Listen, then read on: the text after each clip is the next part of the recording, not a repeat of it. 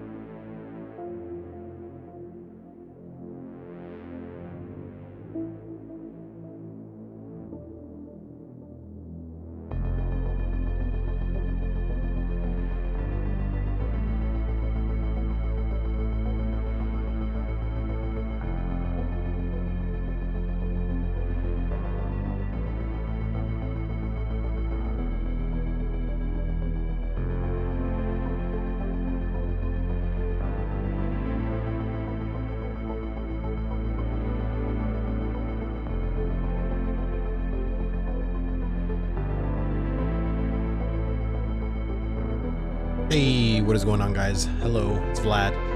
Um, wow, we have a lot to cover today. Potentially, we have the ban list. No, we don't know where that is. I have no idea. I have no idea if they're doing the ban list today. That's why I said ban list this month, ban list tomorrow, ban list. Hopefully, soon. TM. I don't know, but hopefully we'll get it. I mean, I think Steven said yesterday that it should be a day or two. So today is a day, but it could be a two, right? So it could be tomorrow. I'm more wanting, where's the patch, man? Like, I look, as eager as I am to see this ban list, I am more eager to see like a legitimate patch since they've been back. And again, going off of yesterday, or I'm sorry, yesterday, going off of the previous phase of like phase 2, whenever they were, you know, going from 2024 into 2025, it was the same thing. They had a major patch the first week after they came back. So hopefully today or tomorrow. I'm pretty sure it's not going to be today for that patch. If anything, if we do get a patch, it'll be going down at midnight, my time, midnight, which is Central Time, and then there'll be like a 3-hour downtime.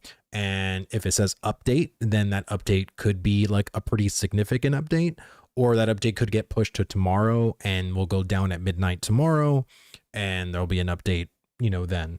I don't know. But yeah, I heard Margaret said big patch soon, and even PTR for it will go up. Well, if that's the case, then it's definitely not today. Or it won't be tonight. It could be tomorrow. Let me see. Wasn't list supposed to be published within a week from the boat? Well, I mean, like I said, we'll see. I mean, like I said, Steven went on Discord yesterday and says that the list still needs a day or two. So today is a day, right? So potentially today it could be released sometime later this afternoon or this evening, or it could just be released tomorrow. You know, we don't know, or it could be yet delayed again, and we'll have to wait a little bit longer. So it really just depends. Let me see. I'm more interested in this patch. So if I didn't hear Margaret say anything about a big patch, if it is going to be a big patch, then we could actually be disappointed and not actually have the patch actually go up today or tomorrow. What could happen is they could launch the PTR tomorrow with patch notes, but that patch won't be live on the live servers until potentially next week. So I think that could be more realistic in what we could actually get. So it makes sense. It makes sense. So there's a lot of really big fixes and really big changes, right? They want to go on the PTR and test to see, because I mean, how many times have we been on to the patch notes and says, hey, we fixed this thing, and then we go into live and it's actually not fixed at all. So I really, really hope that, you know, that ends up happening. You know what I mean?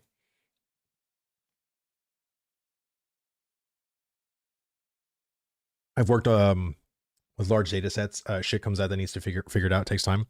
No, for sure. I think for me, like, I'm more interested right now currently in a patch more so than the ban list. So that's just kind of where I'm at. What's expected in the big patch?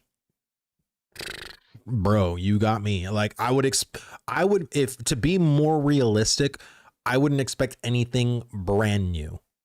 Like, I would expect more so just fixes to everything, potentially fixes to server workers, stability, performance, egregious bugs, buy orders coming online again, like stuff like that. Like I think we could potentially see some class tuning. I wouldn't really go beyond that though. I wouldn't expect any kind of like new talent trees from artisans or the hunter or the hunting rework yet. I think it's still a little too soon. I would expect that probably more at the either end of January or in February. Like I said, Grumpy, what's going on, brother? Good to see you. Fingers crossed. I hope there's a big patch coming soon. Yeah, I think if Margaret did say that, then I would expect that big patch to basically go on PTR sometime this week, and then the big patch launching next week, like on live. So basically you'll have PTR access to test it and do that, and then next week you'll be able to go into live. So that's kind of what I'm getting from it. What I did want to do, like, so I've been, you know, taking care of the family today, and I saw that my boy Phantom X released a new video that's been doing really well. Like it launched today, and it's popping, man. It's popping. And I love watching fandoms videos. This one's about, you know, Ashes of Creation on Steam. The numbers are not what you think. And I'm just really curious to see like what his whole take is on the whole Steam release, numerically and everything like that. Because me personally, like I think the numbers have been quite solid in comparison. But maybe he has a different angle. Maybe he has a different approach to it. So I don't know. I just want to check it out, see what's going on there. And yeah, like, see what's going on. Psycho, what's going on, brother? Good to see you. Good to see you. All right. So let's, let me put my headphones on. Already got the video queued up. All right. And let me know if the audio is good. Ashes of Creation has now been on Steam for about 4 weeks. That's long enough for the launch hype to fade a bit and for real patterns to start showing up. So instead of guessing or arguing based on feelings, this video is about looking at the actual numbers we have right now. We're going to look at player counts and concurrency, reviews and sentiment, estimated revenue, and finally what all of this might mean over the next 6 months. Before we start, I want to be very clear about one thing. Numbers don't tell us if a game is good or bad. What they do tell us is how a project is behaving. Is it stable? Is it shrinking? Is it holding interest? Or is it swinging wildly? All of the numbers in this video come from SteamDB and from exported datasets tied to Steam. I think numbers on tests like this are kind of irrelevant. I've said this numerous times. I think they're kind of irrelevant. If you look at a lot of tests when they go live, the launch always dwarfs any kind of testing numbers. So I take a lot of these numbers literally with a grain of salt, but these numbers and what people are feeling and what the whole climate is very important towards more the close to launch. I think anything that happens now, if it's 9 months later for launch, anything that happens now, people are going to forget. People live in a very goldfish mentality online. And I think anything that's going closer to launch, where if the sentiment overall is very positive, then you'll start seeing very positive things of Ashes of Creation, of how like all these systems have come together. We waited a long time for them, but everything is all going hand in hand. A lot of the balancing issues that were plaguing us before have been fixed. Leveling feels better. This feels better. That system feels better. Like if that's the climate, anything that's happening now is completely irrelevant. It does not matter. It doesn't even matter what the numbers were. It doesn't matter how small or big the numbers were. That's just how I've seen, because I've seen that happen like time and time again. And if the negative sentiment, or if the sentiment is super negative, the players can still pop off numerically, and then it can quickly fall because then they realize, oh yeah, the negative sentiment was pretty true. You know what I mean? So it really just depends. So let's go ahead and keep watching.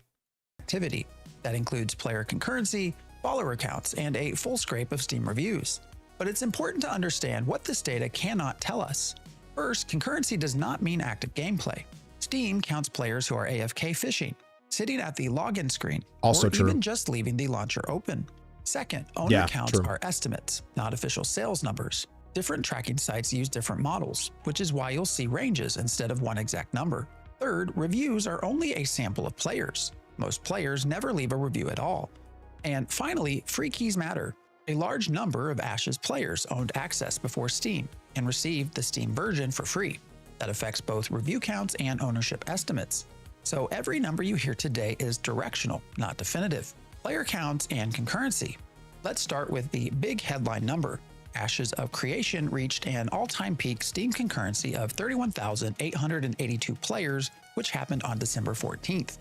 Steven Sharif has previously said he hoped for around 50,000 concurrent players. So based on Steam numbers alone, Ashes received a little over 60% of that target.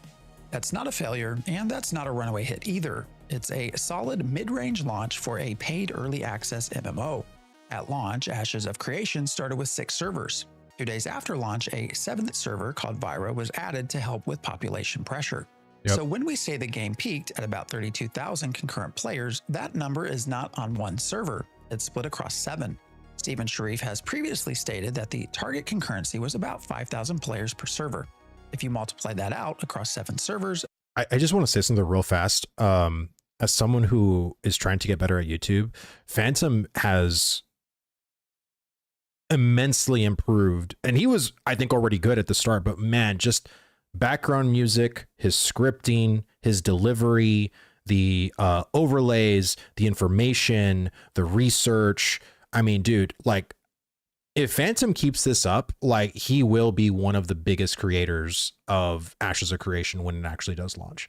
If he keeps up this steady current of releasing this top-notch content, if he still keeps up with his YouTube shorts and he still constantly streams every day, I can almost guarantee you, like, he will be one of the biggest content creators in this space. Like, I don't doubt that for 1 second. I know I'm just one server, but I wonder how many are bots still. It feels like the bots are still going strong. It doesn't feel like they're getting banned. I can guarantee you they are getting banned, but you have to understand right now, like, what does an RMTer do? Oh no, I got banned. They just create a second account, bro.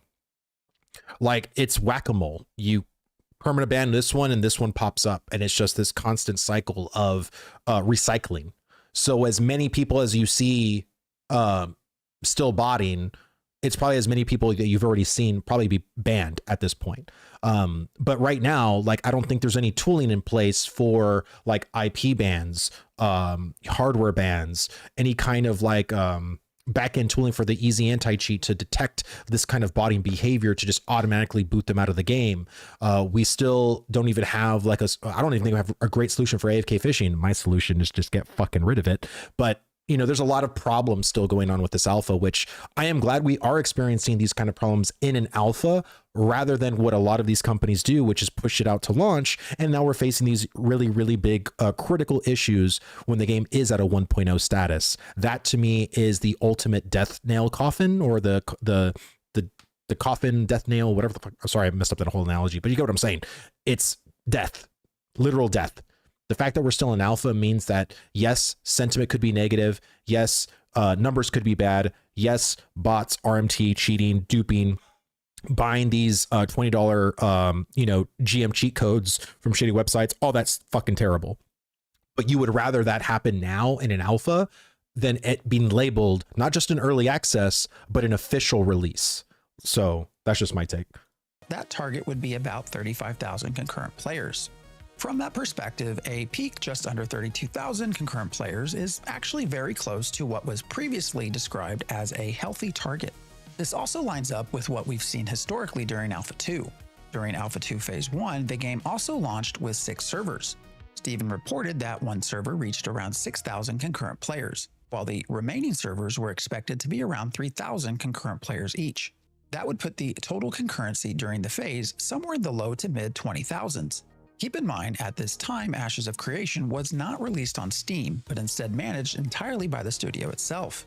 Later, during Alpha 2 Phase 2, Steven stated that one server reached between 7,000 and 8,000 concurrent players during a time when they had 3 servers. This was before a major server merge.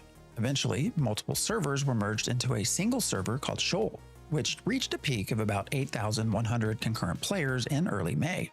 So historically, Ashes has already demonstrated that individual servers can support 6,000 to 8,000 players at once, depending on the phase and infrastructure. It sucked. Having 8,000 players on a server with the limited areas that we had sucked. I'll just say that right now. It sucked. When you compare that to Steam launch numbers, the picture becomes clearer. The start of Alpha 2 Phase 1 carried a total concurrency of around 21,000 players across 6 servers. That number declined over time to a total of 8,000 just prior to the start of Phase 3. Steam Early Access peaked around 32,000 and has started to settle in the mid-20,000s. So while Steam has produced in total a higher concurrency, it has not been by much, only about 5,000 players based on available data. It's also important to remember that Steam concurrency includes players who are AFK fishing. Did you imagine if the basalt was this big still? Jesus Christ. This feels like a vein and not just like a single basalt, you know? Sitting in menus or leaving the launcher open. Even during server downtimes, the concurrency has never dropped below 4,000.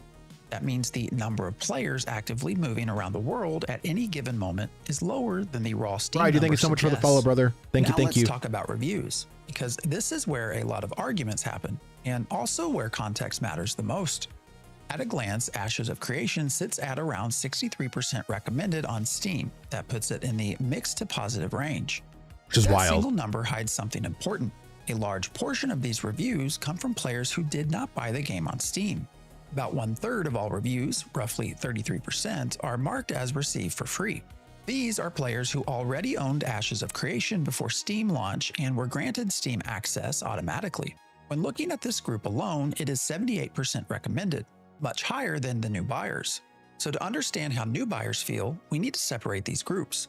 When we remove the reviews marked received for free and look only at new Steam purchasers, the recommended percentage changes to 57%. New buyer sentiment is different from legacy player sentiment. And the fact that I honestly thought a lot of brand new people, and this is why if you came into my stream early access or even before early access, how I almost implored you to wait. I never encouraged anyone to, oh my God, yes, please buy early access. Ashes Creation is so much fun. You'll have the best time ever. Oh my God. Like, I never said that. I don't think anybody that I know content creator wise said that. I try to push people away as much as humanly possible because of that same reason. And, it's interesting to me that even I'm sure many of the content creators that were basically saying, please don't buy it. And the people that said, I'm still going to buy it. And half of them ended up liking the experience. I mean, I think that says a lot. You know what I mean? Like, that's pretty freaking cool in my opinion. Sonny says it. Does he say to buy the game? And I guess when I talk about the content creators, I'm talking more about the Ashes of Creation content creators that have been here for over a year. Because I know there are a lot of content creators that are having a shit ton of fun with it. Like, I've been watching Showbeck, and Showbeck really has been enjoying the fuck out of Ashes of Creation.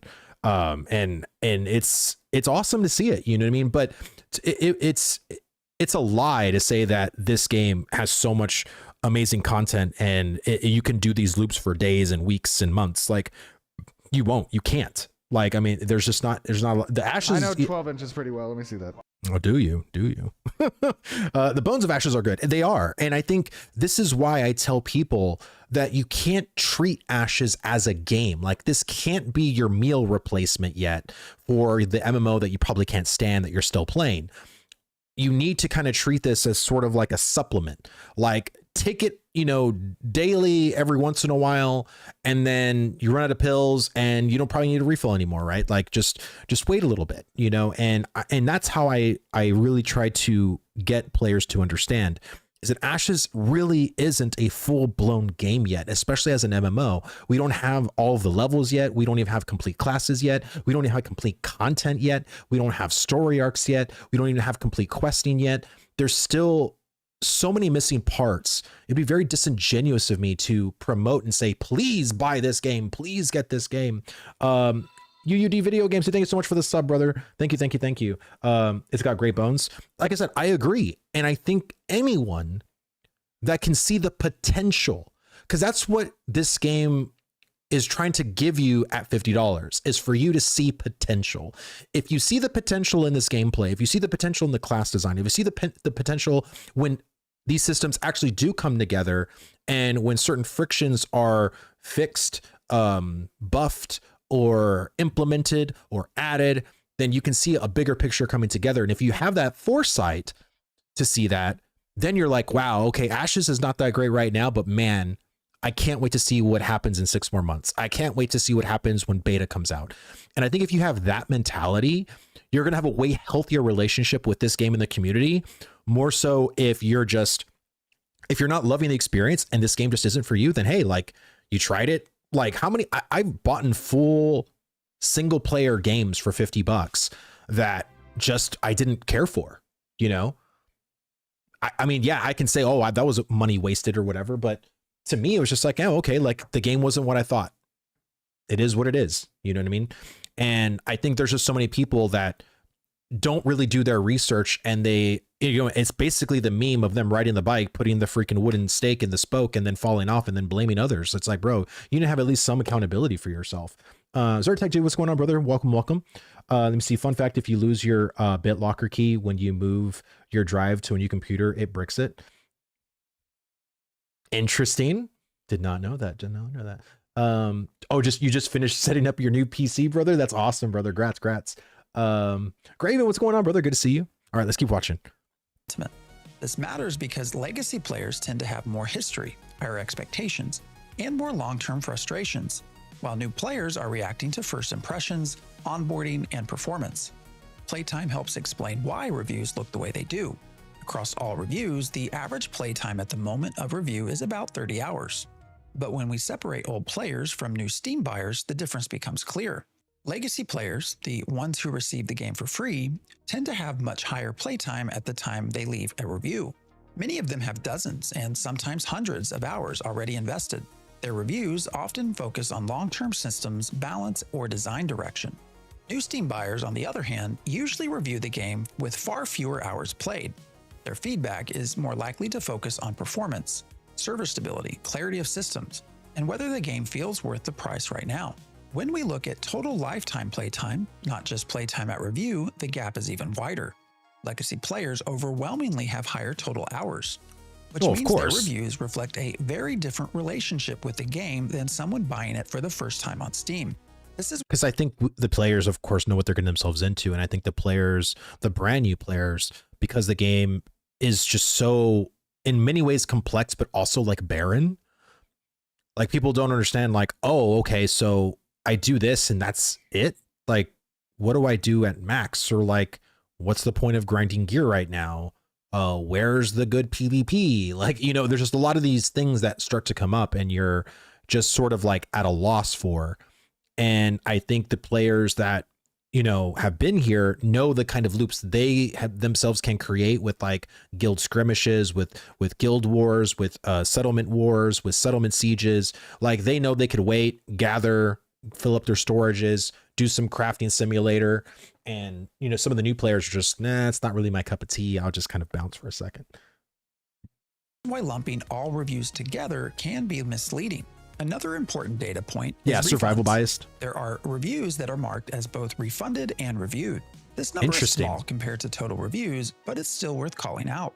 At the time of this recording, there were 288 refunds. When looking at review rates and ownership data, we can reasonably estimate there were between 5,000 and 8,600 Steam buyers who were funded. Most refunded. Dude, that's not that bad. That's kind of crazy. I would have thought it would have been in the tens of thousands, to be honest with you. Only because of how loud the sentiment was of like people that wanted to leave a review, buy the game just to leave a review and then refund it because they think the game is crap, but they want their voices to be heard, quote unquote. Very interesting. Very, very interesting. Reviews also show some amount of playtime, meaning these players didn't instantly bounce. They played long enough to form an opinion, then decided the game wasn't for them. Refunds at this stage usually point to performance issues, unmet expectations, or confusion, not necessarily to fraud or bad faith. Now let's talk about money. SteamDB shows several ownership estimates based on different tracking models. These estimates range roughly from 200,000 owners on the low end to 350,000 owners on the high end. However, there's a big complication. It's widely stated that around 150,000 players already owned Ashes of Creation access before Steam. Those players did not have to purchase the game through Steam. So the real question is, how many of those estimated owners are actually new purchases? To handle this honestly, we need scenarios. In a conservative scenario, most Steam owners are legacy players and new sales are limited. In a middle scenario, ownership is split between legacy players and new buyers. In a high scenario, Steam brought in a large number of new purchases beyond the existing base. Using these ranges, we can estimate gross revenue, then subtract Steam's 30% cut. From there, we apply cosmetic spending. If we take the $49.99 price tag, knowing there was a 2-week sale at $42.99, we would get an estimate of $10,450,000 to $17,890,000 from game sales. Now we must recognize that due to which is literally a drop in the bucket. It's literally nothing. That's like maybe a month. Nah, that's probably disingenuous. I'd say like if it's 10 million, that's like 1/3 a year of their yearly annual revenue that they, or to just sustain as a company. But if it's around 17, that's almost a little less than half potentially. But I would say, you know, given numbers that we have no idea of, I've seen anywhere between 40 to 70 million for Intrepid to sustain as a company built in California. I I don't know how accurate those numbers are. It could be a lot less than 40 million. It could be a lot more than 40 million, but I interesting. So I gotta say interesting. To prior owners and the initial sale price of the game, these are overestimates. From there, yeah, that's we what I can figured. remove Steam's 30% cut, and this range changes to a range of $7,315,000 to $12,523,000. So even lower. We should also take into account cosmetic sales. Using industry standards of the average spend per cosmetic buyer along. According to Stephen, 800K a week. Is that like 800K a week to sustain? Like that's 800K is needed to pay out people to do all that stuff. So if that's true, operating costs. Okay. 1 second then. So let's go here. So 800,000. Oh, Jesus. 800,000 times 4 times 12. So yeah, 40 million. Almost 40 million. If what Steven said is actually accurate, then you're looking at almost 38,400,000 to sustain Intrepid Studios. And that's per year. So I would say that that's a pretty good amount of money. Like if it's around 17 million, which I mean, again, all these numbers are Fugazi. We have no idea actually. 52 weeks per year. Well, I just did times 4 because there's 4 weeks in a month, and then just did times 12. Did I not do that right? Here, let me do it. 800,000 times 52. Okay. So 41 million. So yeah. All right. So yeah, 41,600,000. So I mean, still around 40 million is what they need. So that's pretty accurate, I guess. And like I said, California is fucking expensive, man. And I think, again, if they were hurting with some cash, and to be honest with you, I don't know if Phantom's going to cover this, but this doesn't even cover the brand new cosmetics either. So the brand new cosmetics that they launched with early access, which there was a lot of them, I only bought a couple of them myself. I think I spent like $90 on the cosmetics that I bought. But extrapolating that to the Steam sales, I mean, we could have a pretty good number, right? Along with the number of estimated players, we can range anywhere from a conservative estimate of $1.3 million to $8 million, with a solid middle ground of $3.4 million. When combining these two, that brings us to an estimate of $10.7 million to $16 million. But we must again keep in mind that a significant number of Steam owners are not new owners. Using the number of reviews from known legacy owners, we can estimate that 15 to 20% of Steam owners are legacy players who already own the game before launch and did not buy it again. Using that ratio, we can break down the main ownership estimates. On the low end, Gamealytic estimates about 215,000 total owners. That likely includes around 35,000 to 40,000 legacy players, leaving roughly 170,000 new Steam buyers. In the middle, PlayTracker estimates about 290,000 owners. That breaks down to roughly 48,000 to 52,000 legacy players and about. So, okay. This is literally feedback for Phantom if he watches this.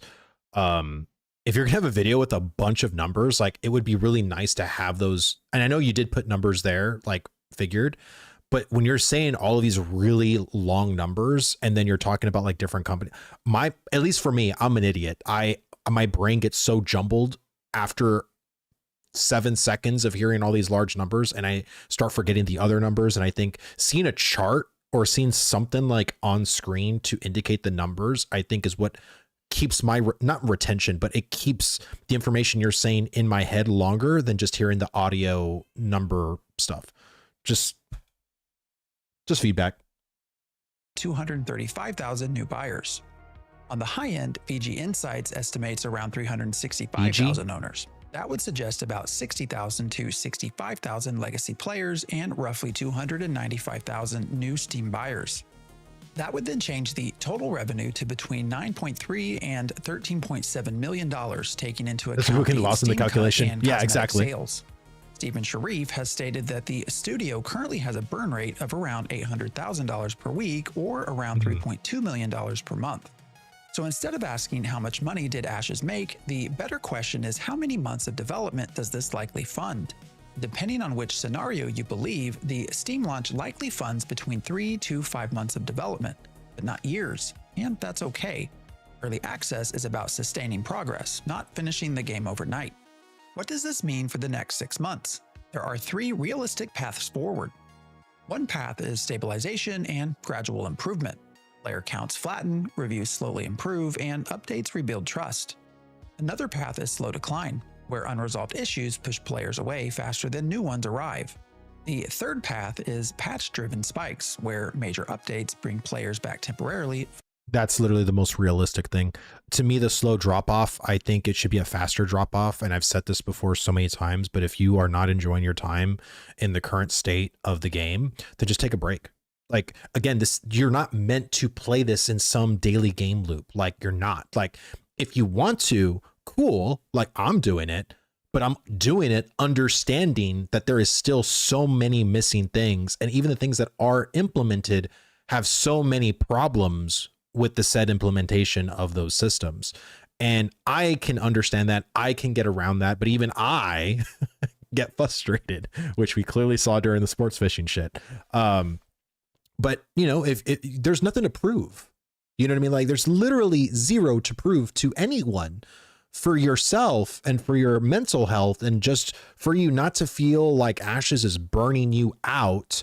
I would rather you have more break time and just casually see the game when you want to. I think the numbers are kind of irrelevant when it comes to Steam. I really do. I think if we can actually, if us as testers can stick with it and constantly give feedback, and Intrepid can iterate that feedback in a way that is both grateful to us, the community, and them, the developers, and we can shape this game. And you, as the early access player or the person that just got interested in Ashes of Creation just a month ago or even a few months ago, you can just casually play this game, figure out what classes you want, come in on these major releases, these 0.19, 0.20, 0.21, and just lightly play the game. And I think you will have a way better chance of actually making it to launch. But if you force yourself to stick around now, when the game is not meant to be played on a daily loop cycle, you might not come back at all. And that is my fear. I really stress to just chill out. You know what I mean? If you're not enjoying your time, then just then yeah, just come back later. You know what I mean? Like I'm all for it. I'm all for it. I stopped it for 2 weeks. Again, the artisan and econ is just still not there and changed enough. Yeah, exactly. And if it's not changed enough for you, then just step away, and hopefully in a couple of more weeks or maybe a month or two, maybe it'll get better. Maybe there'll be more things that'll come out. Maybe they'll nerf the freaking crate system and buff the caravan system. They'll make more changes and balance tweaks to the crafting system, to processing, a whole bunch of shit. So that's why I keep like saying that about that. Let me see. Oh, what list? Hey, yeah, what list? What are you talking about? Let me see. My first thought was hopefully seeing some success on Steam is rewarding to the devs, hopefully motivating to keep that grind up. Yeah, no, I think again, a lot of the devs that I've talked to, you know, they knew like what they were in for with the Steam early access. But I've actually seen, again, I thought we were going to be overwhelmingly negative. I really did. I said that so many times before the Steam launch. I said, and I was preparing the current community for that, because of just how many people just have a hate boner for Ashes of Creation and want this game to fail, that I never thought that we would be in a mixed situation right now. But because we are, the sentiment is kind of like, well, what should I do? Is it a bad game? Is it a good game? I guess I have to find out for myself. But if it said overwhelmingly negative, then you wouldn't have given it a shot. And I think going into the future now with a mixed signal, right, with a mixed review status on Steam, that'll literally, once the game does start improving, once systems do get fixed, once permabans start happening with botting, once they have the backend technology or the tools necessary to find these RMTers and bottiers and dupers and cheaters of, you know, buying these GM hack add-ons, and all of that is like being dealt with on a daily or even weekly basis, and you're seeing people actually permanently banned, like time or account after account after account, I think the sentiment's just going to grow, and and we can actually get into a positive rating, like, which will be fucking insane, because I never would have thought we would ever be there. But who knows? Even if we stay mixed into launch, that's kind of what I always thought Ashes would be anyway. I mean, Ashes is not meant to be a game that's played by everybody, but I think if you understand for what it is, I think hopefully the bones could shape up into a nice fleshy human body. You know what I mean? So we're still very much a skeleton right now. You know what I mean? And even a fractured skeleton none the least. Followed by drop-offs. Which path Ashes follows depends less on marketing and more on performance, content cadence, and communication. The numbers don't tell us if Ashes of Creation will succeed. They tell us where it is right now. 4 weeks in, Ashes is not collapsing, and it's not exploding either. It's in the difficult middle phase where consistency matters more than hype. 100%. Currently, Ashes of Creation has a concurrency that is not much higher than Alpha 2 Phase 1, and the revenue generated will likely fund 3 to 5 months of development time. Does that leave us on a short clock? I really don't know, but we should find out soon enough. Stephen Sharif has said in the month of January they will tell us more information about the upcoming beta and release. If you like this video, please give me a like, subscribe, and share. Damn right. This was a great fucking video. If you don't know my boy Phantom, go subscribe to his channel. He's been making and preparing some really good content. And I've always like I said, I've had him on the 1v1 several times.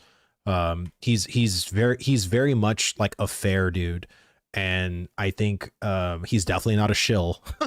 He definitely speaks his mind. He has his worries and concerns, but he's also been here from the beginning too. He's one of the very few creators that has literally been here since day one. He was an early summer back Kickstarter person in 2017. So if anybody knows what he's talking about, it's definitely my boy Phantom.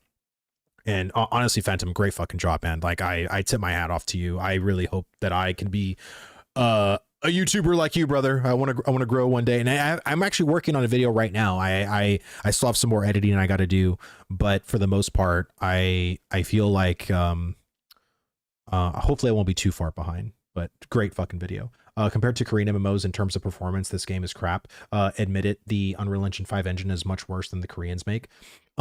Probably. I mean, and I think the thing is, Unreal Engine 5, a lot of MMOs have not really been on Unreal Engine. You know what I mean? And the ones that do, like, the performance on them is usually kind of shaky. You know what I mean? Which is why I think a lot of the MMOs were on Unreal Engine 4. And they're usually very small in scope, right? Or they have to instance or do certain things to get around the Unreal Engine stuff, right? Chrono Odyssey and Chrono Odyssey is probably facing some stuff too. Like, again, I don't know if Chrono Odyssey, is it an instanced like going in from zone to zone? Is it all instanced? Is it all open world like Ashes of Creation where there's no sharding, everything is persistent? Again, Ashes of Creation is doing something very different than what other MMOs do, which is create a bunch of instances within a zone to make it more server performant, right? And so, again, I don't know Chrono Odyssey. I have not really played Chrono Odyssey, so I don't know exactly what they're doing or how their architecture is. But the one thing I will say about Chrono Odyssey is it looks pretty. But there was some things that I saw from Chrono Odyssey that didn't look so pretty either. But that was, of course, during their early testing thing that they did on Steam. So Phantom is also the Atros Nostradamus. Absolutely. Our boy Nostradamus. UE5 is not ready for the large scale open world MMO. It's not. And Ashes, again, I say this all the time, Ashes is literally like almost paving the way for Unreal Engine 5 because they're doing a lot of stuff that's pushing the Unreal Engine 5 boundaries. Like they are doing that. You know what I mean? So it's quite wild. The reports from AN2 side have been positive when it comes to performance with UE5, and the graphics are truly impressive, but it's not the ideal engine for MMOs. No, and again, from the conversation that I've heard with the devs is that Steven has had a lot of conversations with Epic. From what I know, Steven and Epic have a great relationship, and Epic is learning a lot about their own engine because of Ashes of Creation. So take that with a grain of salt. If you don't want to believe that, you don't have to believe that. But that's the stuff that I've heard. And I think, again, it's one of those things that Ashes, of course, is learning themselves, you know, so it is what it is. You know what I mean? Like Epic has been designing and making Unreal Engine as the most performant as possible, and there's still a lot of steps forward. They did a great step forward with Foliage in 5.7, and I'm sort of waiting to see what 5.8 has to offer, and seeing potentially like other things that they could do. I was watching a segment from their Unreal Engine conference or their thing or whatever, and they were wanting projects to be more easily convertible with their larger releases, like Unreal Engine 6. Like if you have a project that's an Unreal Engine 5, like they want it to be able to be more easily convertible to saying, hey, jump on Unreal Engine 6. You know, I don't know how that's going to work. I didn't even know how the performance jump was from Unreal Engine 4 to Unreal Engine 5. Apparently it was not so fucking easy. So a lot of people, and I think from the conversation I've had with the developers, it seems like they pretty much had to start all over. It seems they were able to keep some things, but the one thing they could not keep was their tools. The tools they created for Unreal Engine 4 could not be converted to Unreal Engine 5. So there's a lot of stuff, right? I wish shadows off in Ashes. So do I. I hate shadows. Even in World of Warcraft, I always turned off shadows. I never gave a shit about shadows. To me, it was a useless thing. Also, sun shafting was another thing in WoW that I always turned off. But in Ashes, it's different because I feel like the world just feels more real than World of Warcraft. WoW to me, when I played it, was I just wanted to get the most performance out of it. But Ashes feels like a fucking experience, like when you're in the world. And so I don't really want to turn off the sun shafting and, the global illumination and stuff like that. I think you can get some really nice shots with the fog or the way the sunbeams and stuff like that. It's really, really, really nice. They want that for Unreal Engine, but things always break between the small updates. Yeah, no, for sure. Lose 4 months, 12, 13 million and no biggie. Well, I mean, my whole thing is that if they ended up getting a potentially half a year with all of the money they got from Steam Early Access plus all of the cosmetics potentially, then good. You know what I mean? And I think, again, this goes back to more not a financial gain because of Steam. I really do believe what Zybeck said in his video probably a month ago now, where he said this was more of hey, Mr. Bank people, look at our Steam Early Access, look how much people we garnered, look at our numbers now, yada, yada. And that probably showed maybe hopefully a better interest rate, maybe even another loan or another extension or whatever the case was. I think that's probably more accurate than, just, we need more money from Steam. So we'll see what happens. Let me see. I think Intrepid is looking to recoup their investment with their tools in the back end. Potentially. And I think IntrepidNet, I don't know how far they are with that. I don't know what's going on with that. I know one of the key people ended up leaving actually to Epic, by the way, which I thought was very interesting. And he was one of the people actually working on the dynamic gridding technology for Ashes, or more specifically IntrepidNet. And now that person is now working for Epic Games. So let me see. Steam money is peanuts and Steam takes a big cut too. No, exactly. I don't think this was ever a financial move, in my opinion. I don't think it was a financial move. It clearly shows potential investor. They lost on the investment. They won't lose on investment. Yeah, I would say so. It really just depends. I don't know what they were doing or how they were doing it, but I think hopefully it was just probably either an additional bank loan or an extension on their bank loan or better percentage on their bank loan. Cause clearly they're, Steven's probably using loans to pay out, his people in the company kind of thing. Right. Just don't think I'm an Ashes hater if I criticize, for example, the engine. I really enjoy the game for its complex crafting gathering. I love PvP and MMOs, but here it's extremely balanced. No, I don't, there's so many people too. And I don't fucking stand this.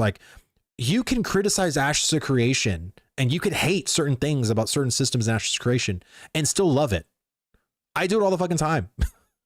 You know what I mean? I think what really happens to people is they get bitter and they start calling people and the devs idiots, and they start almost wanting to burn down the community because they're unhappy about crafting or they're unhappy about, this has been an issue for months, or, you know, since the start of phase 1, like what the fuck are you guys doing? Like, you guys are the biggest morons. Like, every company, you know, would have fixed it by now. Yada, yada, yada. It's just like, that to me is just like, what are you doing? And I think it's really because they don't want to take a break, and they're forcing themselves to play the game, and they're forcing themselves into systems that they know they cannot stand, and they're getting bitter about it. And this is why I say to people, fucking take a break. You know what I mean? Like, it's wild to me. Let me see. The biggest lovers of the game are also the biggest critics. Absolutely. Absolutely. And there's nothing wrong with that. There's nothing wrong with that. I just say to you, be fucking respectful. You can leave a whole hate thread that is super respectful, that people in the community that also love the game might actually agree with you. But if you start being all dipshittery, right, and you start being like with the buffoonery and calling it out like people idiots or this and that, I think that's where you lose a lot of the community, because they know what the fuck you're doing, right? We all know that there's issues in PvP. We all know there are issues in PvE content. There's a ton of them. There's nothing horrible or there's nothing bad about calling shit out. Like, there's nothing, because even Intrepid, if fucking Quartarian Slurp or Planetdorf was in my chat right now, they would fucking agree with you. Like, what are we doing here? Like, I don't know. Keep in mind, when it comes to PvP, the balancing is based on 8v8, not 1v1 or 3v3. No, absolutely, it's not. It's one of those things that people have always gotten to where, oh, my class lost or got like four-shotted. It's like, well, yeah, like, it's probably because you faced a pair of scissors and you're a piece of paper. You know what I'm saying? Yeah, constructive criticism versus just being toxic. Exactly. 100%. Participation and good faith in the feedback threads. Exactly. Like, if you want to have an actual discussion about really terrible system design, do it. And be thoughtful and present the issues that you foresee and the issues you're experiencing, and then provide solutions. And if you can't provide solutions, say, I don't know how to fix this. I've thought about it. I don't know what I would like better, but present all of the things that are frustrating you in a constructive manner. And I can guarantee you there will be people that will be commenting that said, hey, I believe it should be fixed like this. And then you can have an actual discussion, and people can actually offer you, the person that probably doesn't know how to fix something, solutions. And now the devs are seeing this thread that has like 100 comments on it about, you know, let's say the processing station and how to process things. Me personally, like, I think if you want to create something that is, you know, like, I want to create, let's say, a dried ash board, right? I think if you were a journeyman person, I think that the processing station, if I want to create that board, I should be able to, and if I don't have anything made, let's say I have all raw wood, but I am a journeyman processor, I should be able to go to dried process ash board and then pump all of the materials I need to go from my ash timbers and do the entire fucking process. Like, I don't want to have to create, I have to create 10 ash timbers and then get, 30 dried regular raw ash and then do the boards and then do all this stuff. Like, no, I want to do the entire fucking process in one click. Let me just put all of the fucking materials in, because I don't give a shit about other stuff. I just want the dried process boards. Let me fucking put everything in that you need. And then I come back later and now I have 10 dried process boards. Like, that's what I want. Like, I don't want to have to individually do the entire fucking process. It's so tedious at the end of the day. Like, if I'm a journeyman, I don't need to do the novice part, and then I need to do the apprentice part, and then I got to do the journeyman part. No, just let me do the whole fucking process. Like, that's my feedback. And the devs already know that. I've talked to them about it, but I just, that's like my thing. You know what I'm saying? Let me see. Belly Grit not able to be crafted in the anvils and turn-ins requiring is the biggest pet peeve. Also, I can't wait for Hunting Overhaul. Many people can't wait for Hunting Overhaul. Not normal for a tank to get to near one shot by Archer or Rogue. Well, I think if you're getting one shot by a Archer or Rogue and you're a tank, it'd be very interesting to see, are you a level 20 tank? Are you in Radiant gear? Like, what gear are you in? What gear were they in? You know what I'm saying? Like, I think that's also the thing about it too. Problem is, bro, people have presented many solutions to quite a few issues we have, and we just feel unheard. So people are becoming a bit annoyed of trying to figure out the thought process.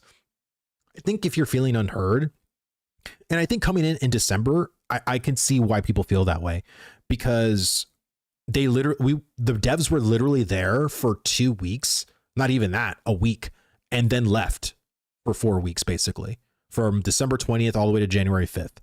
So if that's the case, then sure. But I can guarantee you a lot of the stuff that I've talked to the devs about, like they just need the time to fucking iterate upon it. You know what I'm saying? And there's certain tooling, there's certain back-end things that they want to make sure that they get their ducks in a row first.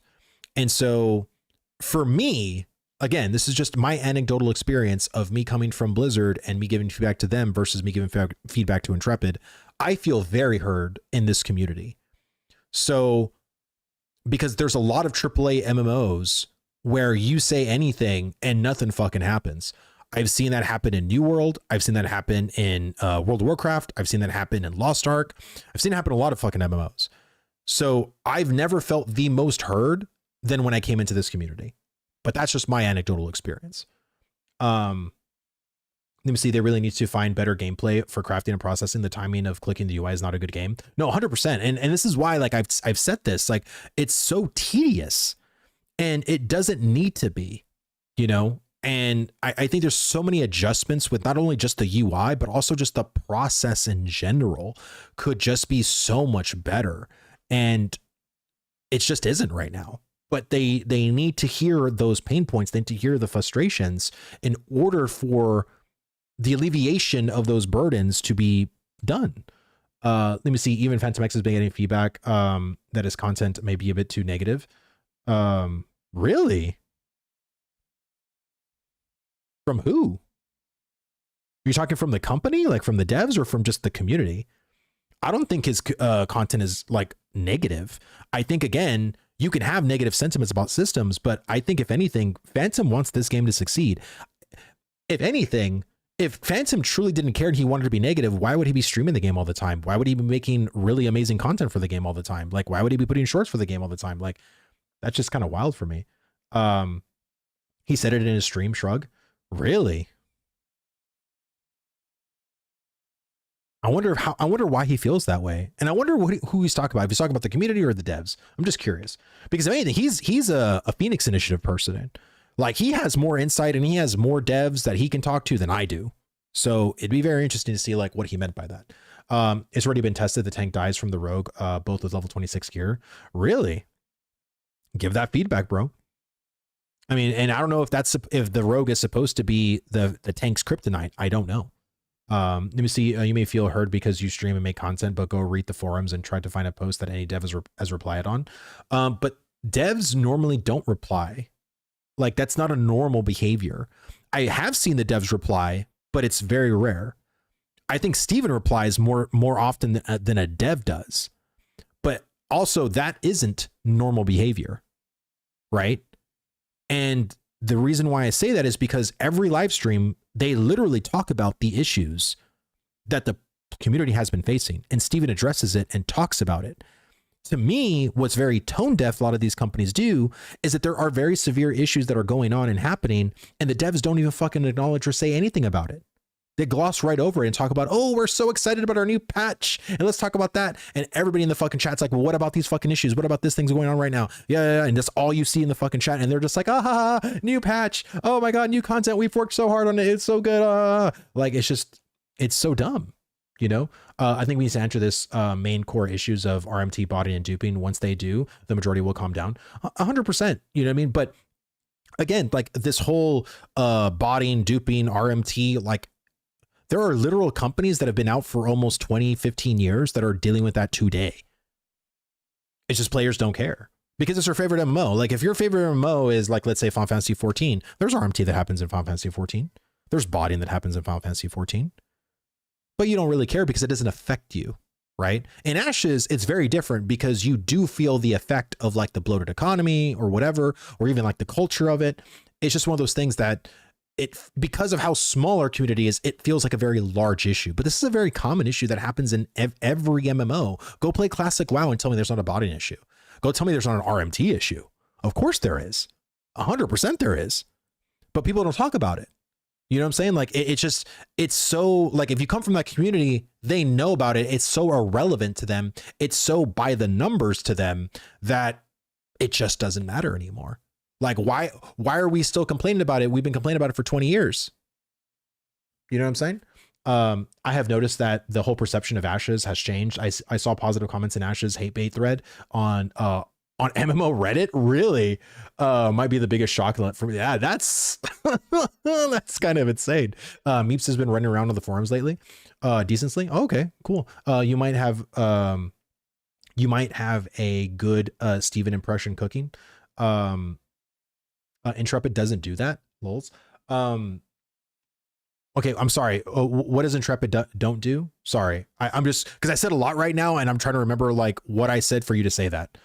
There might be class fantasy expectations not being met if you're a dictated meat shield class. Getting two-shot by a range doesn't even feel fair. Yeah, and like I said, I would leave that feedback. But when it comes to numerical tuning and shit, I don't really, it's not anything that I, because it's all going to be adjusted. There's going to be so many hot fixes and class adjustments with numbers that it's just, not saying that it's not a good thing, right? Like, I mean, it sucks being 2-shot or 3-shot by something, but I feel like all that's just going to be adjusted. Let me see. The gear scaling is so awful in this game at the moment. It needs to be addressed, and we've mentioned it to them since the start. RMT and Final Fantasy doesn't affect a whole lot because it's mainly for cosmetic items to decorate your house or buy crafted fashion gear. The highest item levels are always locked to rating loot. No, 100%. And again, the reason why, it's because it doesn't affect you, right? Like if all of this RMT and Ashes creation didn't affect you, like no one would care, but it does. And this is why, again, I'm not trying to sweep this under the rug. It is an issue, but every fucking company has this issue, is my point. And this is why I've been saying that Intrepid needs to be as heavy-handed in this community as possible with permanent bans, not suspensions, not a ban for 7 days. That's not a ban. That's a suspension.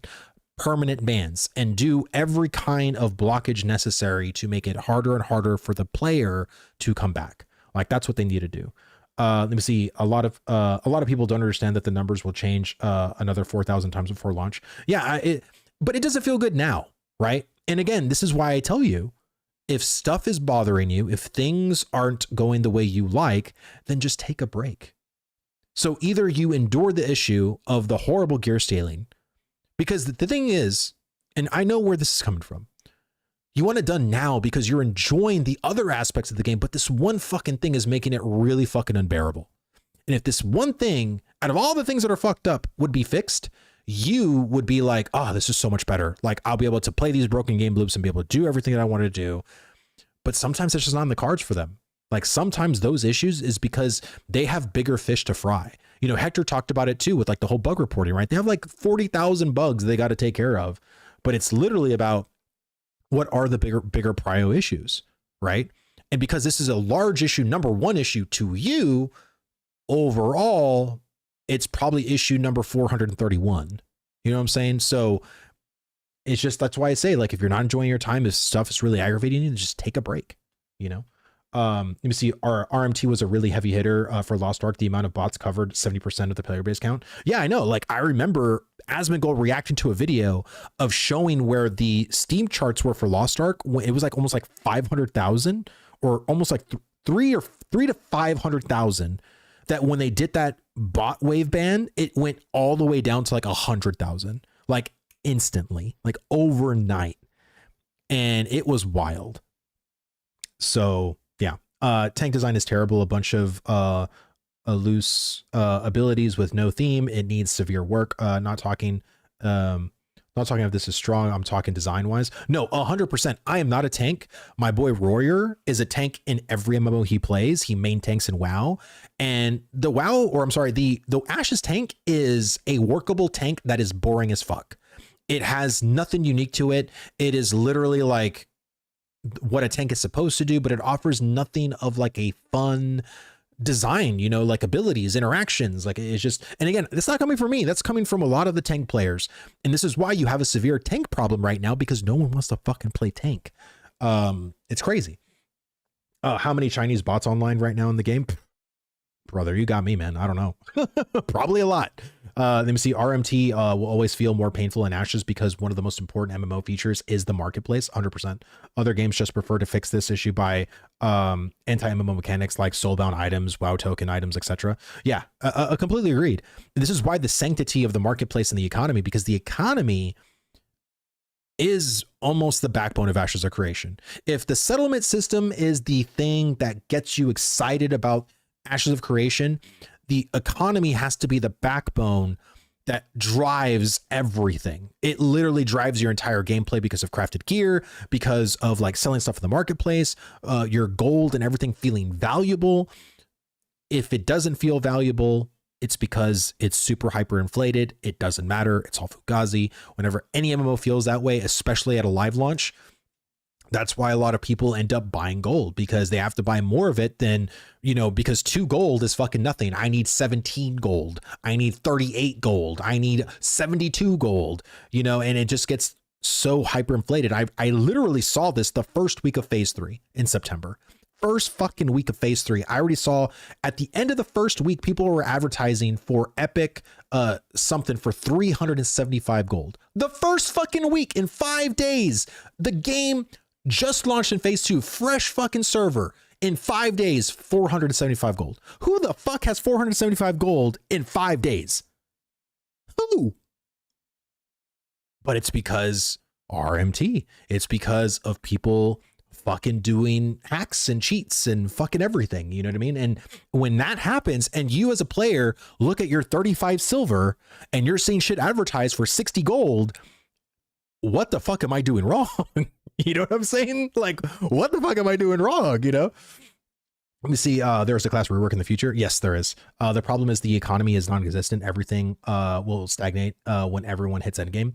Well, I think especially right now, right? Because we only have 25 levels and there's still major issues economy-wise. I mean, in our server, we had the freaking fishing pole dupe, or not dupe, but really the exploit of logging back in, right? Like, and that hyperinflated a lot of players because there were so many people doing that shit. It was wild. People buying gold because gear scaling is so absurd. PvP without epic/rare sets feels so terrible when going against epic/rare sets. Yeah, because the people that have the epic/rare sets bought it. And now it's like creating again, like in Zyback's video, like that's where they go, 1v1 me, bro. 1v1 me, bro. It's like I spent $700 with this set. I'm so much better than you. Give me a fucking break, dude. I need more gold than I ever have made with Journeyman Herb. Nice. Let me see. I wonder if the lore loggers will get punished. From what I heard, Zyback, from what I heard, they are. I don't know how heavy-handed it's going to be. Again, me personally, I think this should be permanently banned. That's my thing. I think it should be permanently banned. But I know I wouldn't mind if it was a little bit more of a lax thing. But I think permanently banned. Fuck him. That's what I say. I don't like people who are knowingly doing it on purpose to exacerbate the market. Like, you do it once or twice and you're just like, all right, okay, like it worked. I don't want to do that shit. Like, that's fine. Whatever. Suspend them for a day or two or whatever. Make them like understand that don't fucking do that shit, you know. But when you literally generated hundreds of gold because of it, and you were just constantly logging in and out at sea, like, you know exactly what the fuck. There's no slap on the wrist for that person. They knew exactly what the fuck they were doing. You know what I'm saying? I think a character wipe would be fair.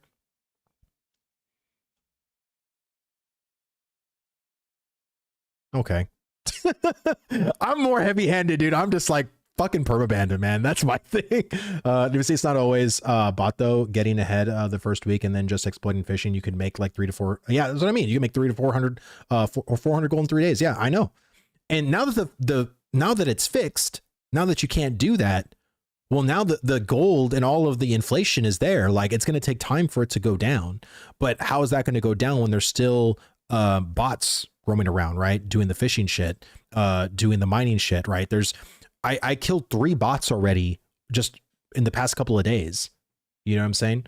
So it's permaban wipe server. Yeah, I think honestly, like, I think it's still a little too early for a server wipe right now. Like, I think if we were going to have a wipe, the earliest I could foresee that being is in March or April. Like, earliest I can see that personally. Man, ban them, make them rebuy the game. Yeah, that's what I'm saying. I'm more of a full ban kind of thing. Like, I think if you were knowingly doing that shit, like, I don't think they're gonna wipe for a long time. Really? I would say that because we've had a lot of pretty critical things happen right now, but I think my whole thing is that they need to learn how to dig themselves out of a hole.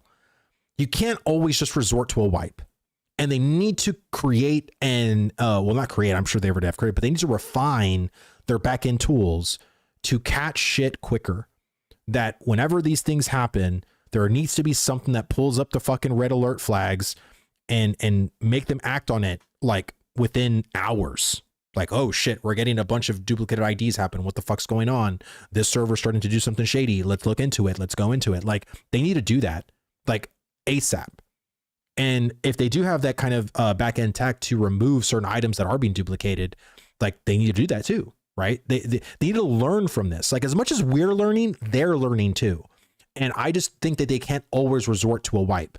Like, that's just my thing. Hot take. I don't think they'll wipe until beta. Really?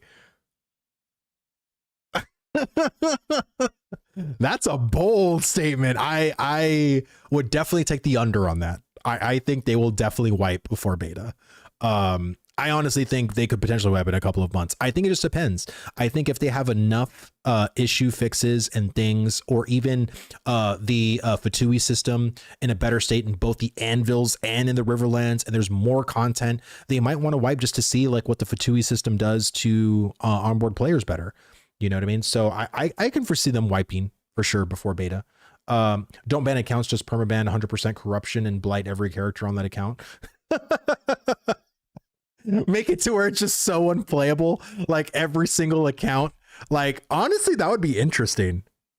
That would be interesting if you actually just permanently corrupted every new player every single time. So it's like, yeah, you could play Ashes of Creation, but as soon as you log with the character, you're just going to die at the freaking starting zone because you're corrupted, right? Like, you can't even make new tunes. Like, you can't literally, like, your account feels bricked.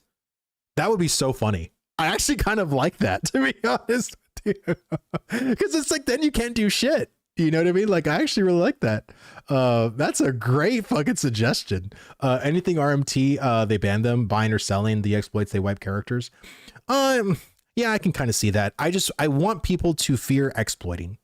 That's my thing. I want people to fear exploiting. If all you got was a wiped character because you exploited, like, to me, again, that feels like just like a slap on the wrist. It really does. Like, it feels like just like a fucking slap on the wrist. And we see the duping bug was crafting new items using the mats in trade chat. So I don't think there's any duplicate IDs. Doesn't seem like there's a connection from mats going to item with the IDs. But I feel like every material has its own ID too. Like, everything in Ashes, like every single thing that you have should have a unique ID to it. It should have, but maybe not. Maybe that has to be added to their backend tech. Like, maybe that has to be added to their backend tools. Like, there's a lot of shit I think they're still learning to see how we can uniquely identify shit of a duplication like that. And again, it might be something that's going to take a lot longer than they thought, you know? If beta comes that soon, I probably won't be interested in the game at launch. I mean, potentially, like, because I think if it's too soon, we have a lot of issues to tackle. We have yet to test mid game, nor have we ever tested end game. We have no testing data for end game. We have no testing data for cities, for tier 5, like the max level cities. We have no testing data for the vassalization of tier 5s and all this other stuff. Like, there's so many things that we don't have data for. Launching beta because launched beta is the worst decision Intrepid could ever do. It would be the death nail in the coffin. It wouldn't be, it'd be the worst decision, absolute worst decision. They went to Steam alpha, and a lot of mat and common gear is 5 to 6 gold. It's going to make multiple Steam players leave the game. I'm curious, Poison, what server did you go to? What server did you play on? Curiously. Intrepid made it sound like they're able to track even where money is generated. I hope so, and they should. So many of those systems in the interview you did last month. Yeah, exactly. Like the whole roundtable, you mean? Yeah, 100%. They won't wipe anytime soon because they're going to release more updates / content to get that data first. Yeah, that's what I mean. I don't think it would be like I said, at earliest, like I said, April or March or April at earliest. But I don't really see that. Vladis holding Steven feet to the fire with that interview. Yeah, I did. I tried my best, man. Like I said, like we all did. Like I'm sure Zyback can attest to you, man. We all really held Steven's feet to the fire, and we even told him afterwards when it was just us on the Zoom call that we really appreciated, you know, him staying as long as he did and answering like our questions, you know. So it was really good. Yet a dupe since phase 2 was still up and running. Well, yeah, and it's because they probably no one said anything about it, right? Like, and again, if their tools are incomplete, there's going to be stuff that's going to just go in under the rug, right? Like, if no one's reporting something, like, how can they see it on their back end if their tools are incomplete? Like, and you can say, oh, that seems so incompetent. It seems so naive. It seems like, how can they do that? But I mean, that's how the process works. You know what I'm saying? So I like to have a bug bounty program now. Are you talking about the buy-in orders? Yeah, the whole buy-in orders. They don't even ban exploiting. The Guild War mail commission was supposed to be worthy, and they didn't ban anyone for it. Well, if it's a report, a really bad bug, you get a unique mount. Yeah. Yeah. And again, this is why I'm more of the heavy-handed approach. Like, and it seems like Steven's changed on his mentality, because I think that there was a leniency that he was trying to give on people. And I think after all the shit that's happened, and now we're getting a wall of shame, now we're actually seeing permanent bans go out. I think the tune is very, very much shifted at Intrepid, and especially towards Steven. So I hope that if shit starts going, and this is why I say permanent bans on those people that did the fishing lore exploit, because they know what the fuck they were doing. Come on, man. Like, they know exactly what the fuck they were doing. But let me see. Joka Radiant was 3 to 6 gold plus common. It's fixing, but not for weapons or good gear. Seafoam, etc. is not available for common. Jova. Well, Poison, I was asking you you're on Shoal. You're on Shoal. Oh, okay. Let me see. I think right now on Shoal, because I'm on Shoal, I have not seen what Radiant prices go for yet, because I just hit level 18 yesterday. But yeah, like I think, again, there's a lot of fucking economic shit that we got to hammer out. There was a lot of the bots that were amplifying the duping, RMT, the trade. I mean, there's still so many of those issues that, again, will inflate the amount of gold. And I think that's why we got to hammer out as many of that shit as possible, because again, even a day or two with these botters and RMTers doing their thing could really disrupt the market, like really, truly. And it's not just a matter of ban waves happening, but it's also a matter of removing what those exploiters have done, right? Which is also equally as important as banning them. Let me see, that amount would be money on Bitskins. Oh shit, Bitskins. Let me see, Mod for a Fishing Discord was trying to argue that the lure thing wasn't an exploit. It's probably because he was partaking in it. How the hell can you how can you argue it as not totally intended, guys? You log out and it doesn't consume your lore. Like, it's the way it was supposed to be done, guys. What are you talking about? Give me a break, dude. Like, what are we talking about here? Jury UOG, dude, thank you so much for the for the raid. Welcome. Hey, my name is Vladis. Hi. I stream Ashes of Creation specifically and exclusively. I have, of course, my stream here on Twitch. I also stream on YouTube and YouTube Shorts. So we're over here having a discussion right now. We just finished watching a video of my boy Phantom X talking about the whole Steam launch and the numbers of all that stuff. If you guys are interested in it, I'll relink the video. It was a great fucking video. Go watch it. It was amazing. Give it a thumbs up. Let me see. Steven probably swayed Californian Corpo Andes to not name shame, but after he had to call people from Holiday to fix, he crashed out, burned the witches, released the files. Yeah, I would say so too, man. Shit. It's like, let me see. Do you know if quality boosts from artisan gear / bags are working? I don't know. I understand people are partaking on it when fishing isn't worth isn't worth without it. Well, I would say right now there's still many issues with sports fishing, both sea and on freshwater. And, you know, there's the fucking fish going out of bounds. There's the whole percentage. I think the percentages are kind of shitty, to be honest with you. I think the RNG of you buying a really expensive lure and you still getting like a fucking comment out of it is just quite atrocious. So yeah, I don't know what's going on. 90 silver for a lure you can get a 50 silver fish from it. Boat is risk every time, 18 gold, and you can also lose your fish every time come back to shore. That's what I mean. Like, I think there's so many issues because personally, I think the whole destroying your ship is stupid. I do. Like, I think you should still have your ship, but it should take materials to rebuild it, right? So your ship is destroyed, but you can still, like, you don't have to pay 18 fucking gold. You know what I mean? Like, I think there could be some kind of incurring material cost to make like timber and boards and to like rebuild your ship basically. But I don't think it should just like, oh, you have to buy a whole other one. Sorry. Like, I don't know. I think it's just kind of dumb. Also, you can bug flying mounts to have the ship radar while you're flying. Wait, seriously?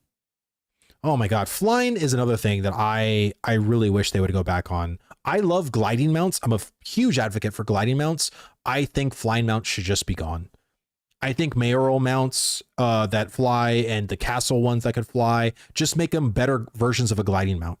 Like I think those gliding mounts, the better versions of gliding mounts, should not have materials on them.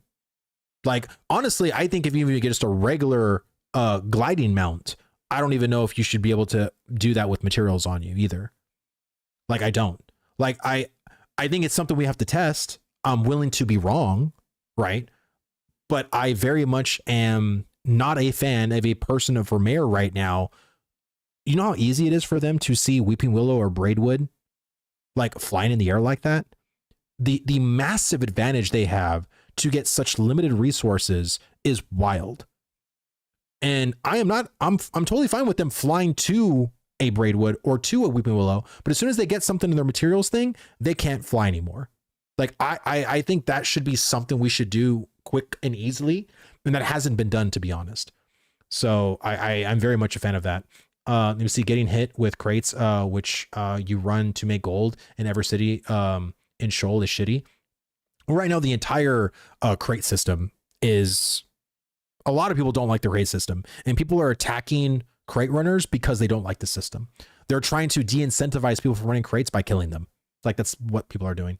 You see, yeah, first time a casual gets their ship yoinked, they may log. No, I think the first time a casual saves the money to buy a ship to then go out and just be that unsuspected prey and fucking lose their ship and realize I have to buy it again.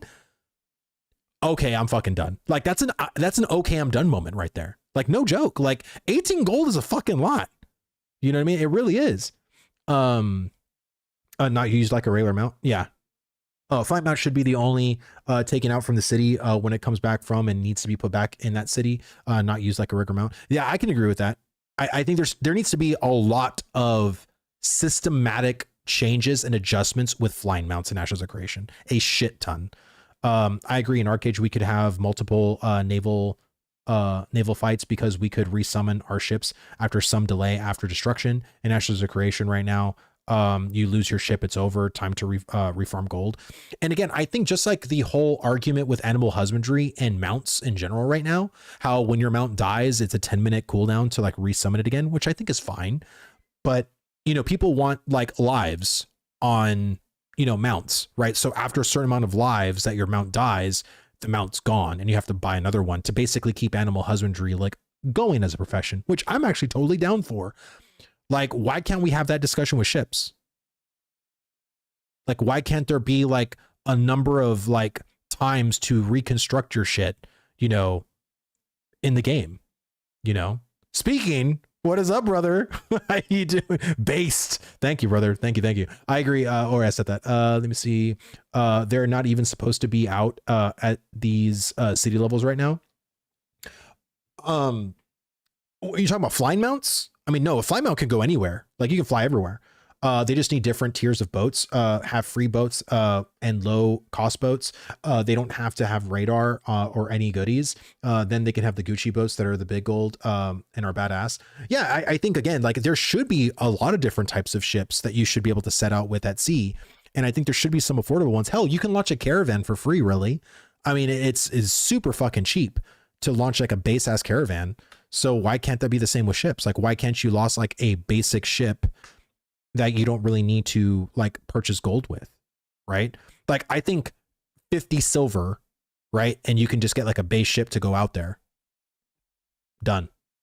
You know what I'm saying? Like, I don't think it's really that big of an issue. Let me see. The crate system should be a PvP event after launching your crates. As soon as the time pass threshold, you should be flagged. I think, again, like, this is where I think a lot of the people have with crates is being flagged as a crate runner, right? And having like a safe zone or having something to go to, right? So like as you're approaching a settlement, then you're going to be blinking from purple to white to go back as a non-combatant, so you can actually enter the settlement without being destroyed by the freaking guards. We can have a conversation about that. I think, personally, I think that there should be safe ways, and I've seen this being advertised to where if you're running a common or uncommon crate, then that should be like non-combatant status, but any rare plus crate will flag you, basically. Just similarly to like a caravan, right? So you basically launch your crates like in a designated area, and then you go get your crates. Once you get them, then you're going to be flagged as a combatant because they're rare plus, and then you go about your way. Like, I'm down for something like that. I think there should be noobish ways to make gold for people that, you know, don't want to flag as a PvP player.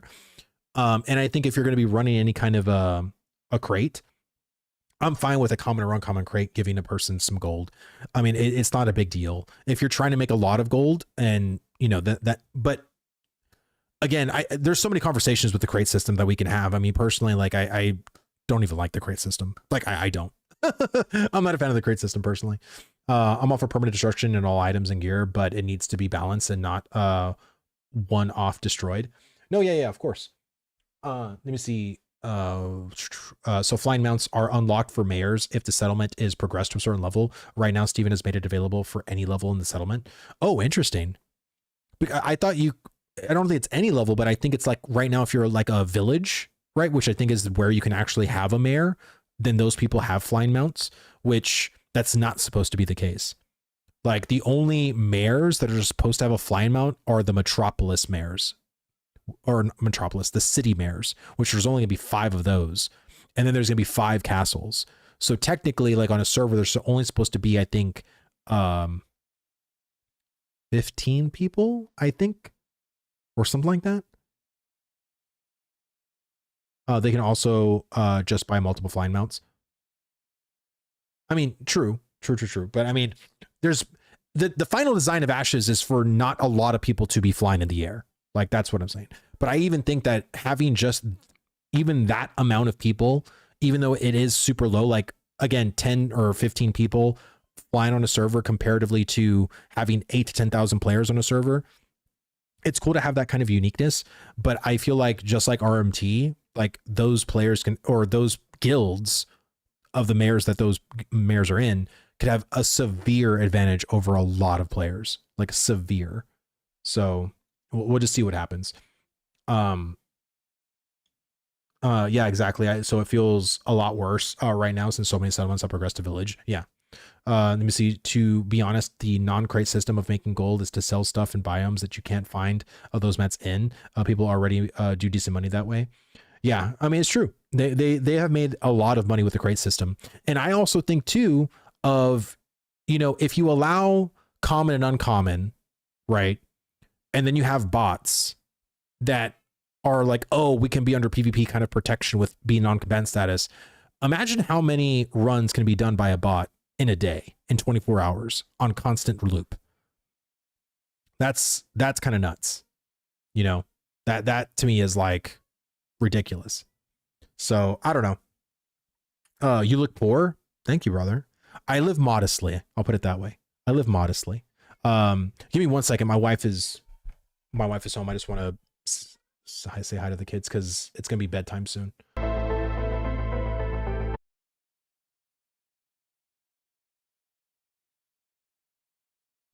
Where's the music?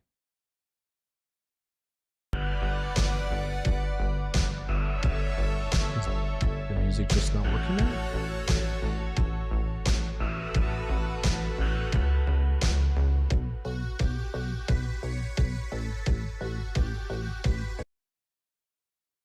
I guess my music's just not working right now. Sorry. Okay. Well, 1 second, real fast. 1 second. 1 second.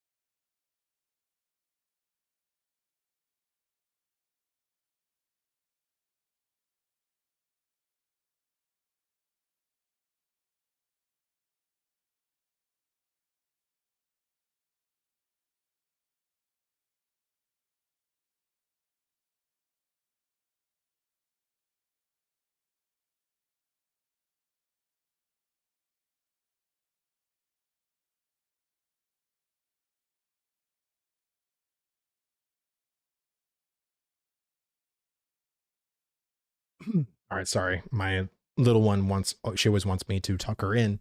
And so, yeah, it was nice. Thank y'all for letting me do that. Have a good game and have fun with your viewers. I'm going off. Drew, thank you so much for the raid, brother. Thank you. Let me see. Good idea. If you pass through the lawless zone and deliver your crate, you get a better payout if you survive. Wait, so was the music working? Because I feel, oh, my freaking headset turned off. There it is. I was like, why is my music not doing it? It's because my headset turned off like an idiot and I didn't see it. All right, give me 1 second real fast. I'm going to try to launch Ashes of Creation. No, it doesn't look like there's a list yet, Drunken Ninja, man. I'm looking at Discord right now. I don't see anything. And I kind of feel like it's not going to happen today, to be honest with you. I'd probably say, coping for tomorrow, but we'll see. I mean, something could happen again to where Steven's like needs a couple of more days. And I feel like, it's almost like that friend that you loaned money and they're like, oh, bro, I'm going to get you in a week. And then that week turns into like, hey, I need a couple of more days. And you're like, all right, dude. And they're like, hey, today or tomorrow, I'll pay you back.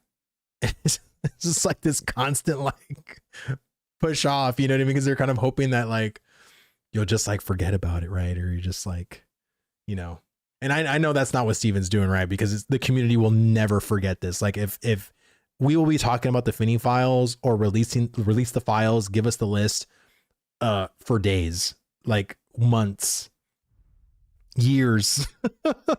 Like this community will not shut up about it till it happens, and I think he definitely knows that. So it's just a matter of just seeing what happens, you know what I mean? All right, so I actually yesterday I did some selling on the marketplace and I was able to get up to 25 gold. This is the most gold I've ever made in any phase since phase 1 to now. Most gold I've ever made. Normal Steven schedule. Yeah, pretty much normal Steven schedule. That is what it is. So I am very happy with what I'm doing. I'm trying right now to make I want to make some zinc armor platings, because I have like a shit ton of zinc, and I figure, you know what, let's ooh, I like seeing that number. That seems like a lot of money.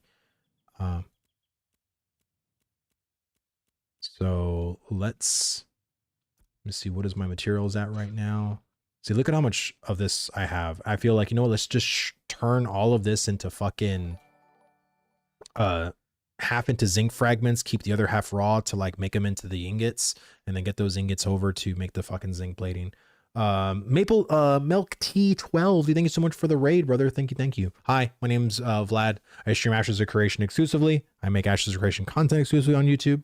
So welcome. We're here. We just logged into the game right now, and I need to hit rocks, because that's what the game is. This is Ashes of hitting rocks. That's what we do here. We hit rocks.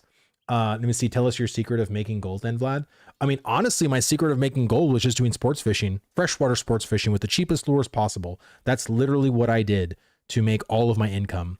But right now, for some reason, every time I've gone to a spot to check, the spot isn't up. Like, I don't know if they've disabled. Like, I really don't know if they've disabled sports fishing right now, freshwater sports fishing, but it feels very like the events aren't happening. Hey, that's all I do is punch rocks. Yeah, that's what I do too. Just punching rocks all day. I mean, I am a miner and a lumberjack, and right now I've been really focusing onto the mining portion. And then I've been talking to some guildies because I want to get a mining shirt made, and I need to get my lumberjacking axe. I want to get a lumberjacking axe to epic. And I'm going to wait on the mining pick for now, because I want to, once we can get this recipe for, what is it? This one right here. Then I'll make this one instead at the forge. So I once we can get this recipe for the guild, then I'll just get this one made, because I can do 5 copper ingots. I have, like, these are fucking easy. This is the one, of course, that's going to be the one to make, but I can get this probably done in epic or potentially even legendary. So I want to make a really, really good mining pick. I want to make it at least an epic, at least. So I've been, farming rocks and doing that as much as possible. Better than smoking rocks. Very true. Very, very true. I am a drug-free channel. I do not do drugs. I've never done drugs. I take that back. I smoked weed from a bong when I was 20 and I almost died. True fucking story. I literally was coughing straight for 5 minutes, and that's not hyperbole. I was legitimately coughing for 5 minutes. And if you've never coughed for that long without needing to breathe, I really thought I was going to die. I was so fucking scared. I could not stop coughing either. I literally could not stop. My friend was like, bro, are you fucking okay? And I could not stop. I was literally like there for 5 fucking minutes, like coughing, and like hard coughing too. Not like this. No, it was not that. It was that fucking deep fucking on my all fours, like I'm going to die shit. So you went back right? Probably. I don't know what was right or wrong, but I did that once. Never fucking smoked ever again. Not weed. I've never ever smoked a cigarette. My uncle died because of them, and I've always hated cigarettes. But I don't mind marijuana. I don't. I think marijuana is really good. I think in moderation, I think it's actually a very good thing a person can do for themselves, because it's natural and it provides a lot of things, like if they have like certain ailments of like, Parkinson's, and there's a lot of medicinal reasons to take marijuana. So I don't poo-poo marijuana personally. Let me see. How do I level tanning and leatherworking efficiently? Have an efficient hunting system, which isn't out yet. I think if you're truly trying to do tanning and leatherworking, I wish you the best of luck, because the hunting system right now is completely placeholder and it's complete shit. And so, yeah, you don't. That's literally it. my favorite LGBTQ streamer. Really? No, what's so funny is like my buddy Roar was literally talking about this in his stream yesterday, and there were so many people that were calling him gay, which I thought was so funny. And now we're gonna start that here. Okay, that's interesting. I thought when I heard that, I was like, you know, Roar, he's a handsome dude, and I can see why people think he would be that way, but he's very much not. Let me see. So good to see another ally. Oh my god. Please do not start that here. Do not start that here. Oh my god. I'm having a hard time picking a class right now. I would say try them all. You know what I mean? Try all the ones that you think would be a fit for you. And try them to like at least level 5. Leveling from 1 to 5 in Ashes is pretty quick. Maple, thank you so much for the follow, man. Thank you. Let me see. Might have been me, not gonna lie. Yeah, probably. I gotta go back and watch the VOD. But man, I heard a couple of my guildies that were watching Roar stream, and they were just laughing. They were like, "Oh my god, I just watched Roar stream," and people were calling him gay in chat. And he was. I thought it was hilarious. And like when I heard it, I just gotta go see it live. It's probably the Freddie Mercury stash Roar got. Probably 100%. I wouldn't doubt it at all. Let me see. I just like to say thank you for being such an advocate for trans rights. Oh my god, are we really gonna start that here? Are we really gonna start that here? That's not. We don't do that here in the channel. We don't do that here in the channel. Not on my channel. Man, can you grow a good mustache? I cannot grow a good mustache. I really can't. I think Roar definitely can. I am not the mustache twirling type. Never have been. Royer isn't gay. He's bi-curious. Oh my god, dude. Here we go. Summoner has been pretty cool so far, I will admit. Yeah, I would say a lot of people that have tried it, I've heard mixed things potentially. I don't know if Zybek's still here. He's been playing Summoner this phase. Royer played Summoner for this plays. I have not played it. And it's because I don't want to play it right now. I want more changes. I want more fixes to be there. But you know, we'll see what happens. Let me see. Even his gay uncle has asked if he was. Oh my god. If I keep entertaining this, I feel like it's just gonna keep going. So I'm just gonna like pretend we're gonna keep the Ashes conversation. Let's keep Ashes the main conversation. So let's do that. Let's do that. Give me secondaries or give me death. I feel like secondaries are going to come pretty soon. I think soonish, meaning like probably I'm hoping at the end of first quarter. Like if we can have secondaries by March, I think that'd be really, really good. How do we combat bots? I think the way you combat bots is literally just kill them if you can. Or if you want to report them, there's a certain way to report them by going to the Ashes Creation website and doing this. I did it yesterday on stream. You have to do this whole fucking, it's a process and it's annoying. So, but you basically have to put in a ticket and you have to suspect a player for cheating or something like that. Or I think it says botting. It's something to that effect. And you have to put the player's name and you have to say like, well, what is it they're doing? And you just put botting. And you can take like a screenshot of it or whatever, if that helps you or whatever. But yeah, it's just, it's annoying. Like I killed a bot yesterday and went corrupted. He had a lot of good shit on him too. But yeah, I'm just, you know, I am not a fan of the whole botting thing happening right now.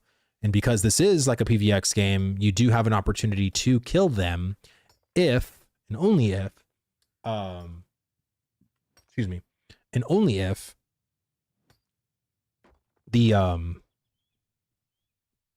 wow, I just completely lost my train of thought. What the hell was I just talking about? Who am I? I feel like I had like my whole brain just like completely derailed. Oh my god. Let's go. That is Awesome. That is so good. I needed that. So relatable, right? Like whenever you think of like, you're just having this point, you're talking, and then I'll go back and watch the VOD, like, oh, so that's what I was talking about. But dude, yeah, I do that a lot, especially in real life. I definitely derail what's going on in my mind plenty of times. Just old man brick walls. I do it all the time. Let me see. Only kill bot if they're level 11. Yes, if they're level 10 or lower, you can't kill them because they have the PvP protection. But yeah, I personally think that, I don't know, like, do you think PvP protection should be level 5? Like, I don't know. Do you think level 10 is the right level it should be? I just don't know. Anyone know with a good spot to farm slate? I've heard slate is actually pretty good around Marilith and the riverbanks, but I've gone there, and again, I'm mostly in the Riverlands, and I don't see a lot of slate. Like every time I see like a journeyman or an apprentice thing, I'm like, oh shit, because I see granite and basalt everywhere. So I'll see like that Lumidon, I'll see some Halcyon, some slate, but it's very rarely. Like very rarely. I don't know if they just like nerfed a lot of the stuff when it comes to the apprentice journeyman stuff comparative like to the granite and basalt, but I just don't know. South of Marilith, yeah, probably. And I don't know if in the desert, I don't know if desert has slate or tin that you can potentially get. Let me see. Botting should be an issue later on. GMs will be during the beta. Yeah, hopefully. Like, that'd be awesome if we can get the live GMs actually in the servers doing their thing in beta 1. That'd be really, really, really good. So yeah. Thanks for being my victim today. Best I be off. All right. Well, thank you for coming in and hanging out, man. Appreciate it. Southwest of Oakenbane. So yeah, basically, like I would say in this part of like probably more in Marilith, you'll probably find a lot more slate. Marilith node is the one part that I don't hang out with a lot. I am hardly in the Marilith area because it's out of my particular zone of gathering shit. So I'm usually not there. Should probably change to level 10 thing though if you hit apprentice gathering / profession / crafting or XP.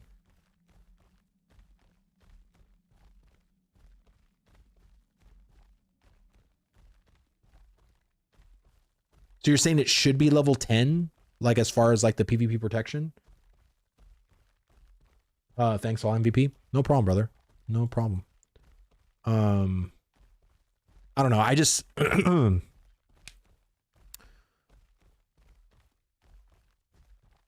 or maybe like the PvP protection goes up to level 9 instead. Like, I don't know. Here's some slate right here and here's some limestone, but it's the small ones. But who knows? If I can get 2 more heroic tins, you know, like who knows? Level 10 is pretty easy to get to in my opinion. Yeah, no, it is. It definitely is. I just don't know like where the sweet spot is. I don't know if level 10 is the sweet spot is my thing. Shit. Let me see. When you use a mule, you lose the PvP protection anyway. Good. I think I hope that works too with crates, right? Like if you just have a crate on your back with no mule, like I think, you know, because again, it's like, oh, if only I'm on a mule, I lose my PvP protection. But if I have my crate on my back without getting on a mule, then I'm good. I hope that's not the case. You know what I'm saying? Like I hope if there's anything on your back, whether it's a fish or whether it's a crate, like you should have PvP protection off, in my opinion. Don't even need to get a certificate for apprentice. You can hit level 10 without being certified. Yeah, true. So, I mean, maybe that should change. Like maybe level 9 should be the thing to hit to like 100%. And then you have to go talk to the certification person to do that. You know, I don't know. There's a lot of things that we have to adjust. We have to figure out. Look at this. A freaking great mace for 140 gold, a heroic one. And I mean, that could be a item level 26, but I don't know. The Mirage Born Sandrot Grave Mace. I don't know what item level that is, but it seems kind of heavy duty. I hit these rocks real fast. Get some water.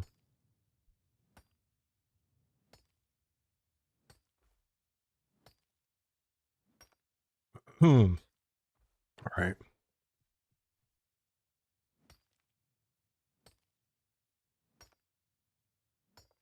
It's really unfortunate that we didn't get the list today, man.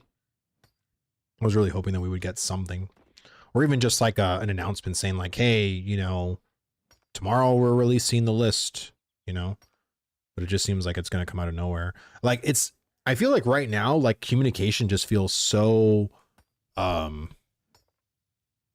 not present, you know, like it feels very much on a,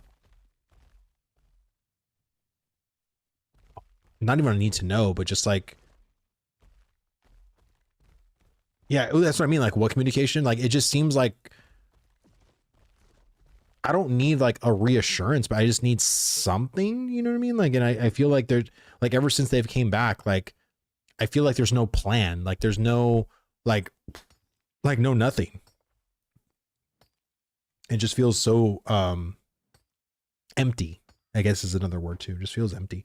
You're also getting a lot less PvP because everyone wants to gear rank first.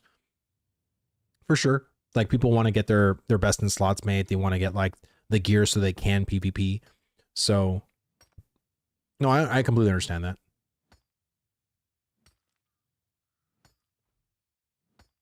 Sorry, I heard my daughter. She should be in bed, but she's probably the Carfin Illuminous Ring.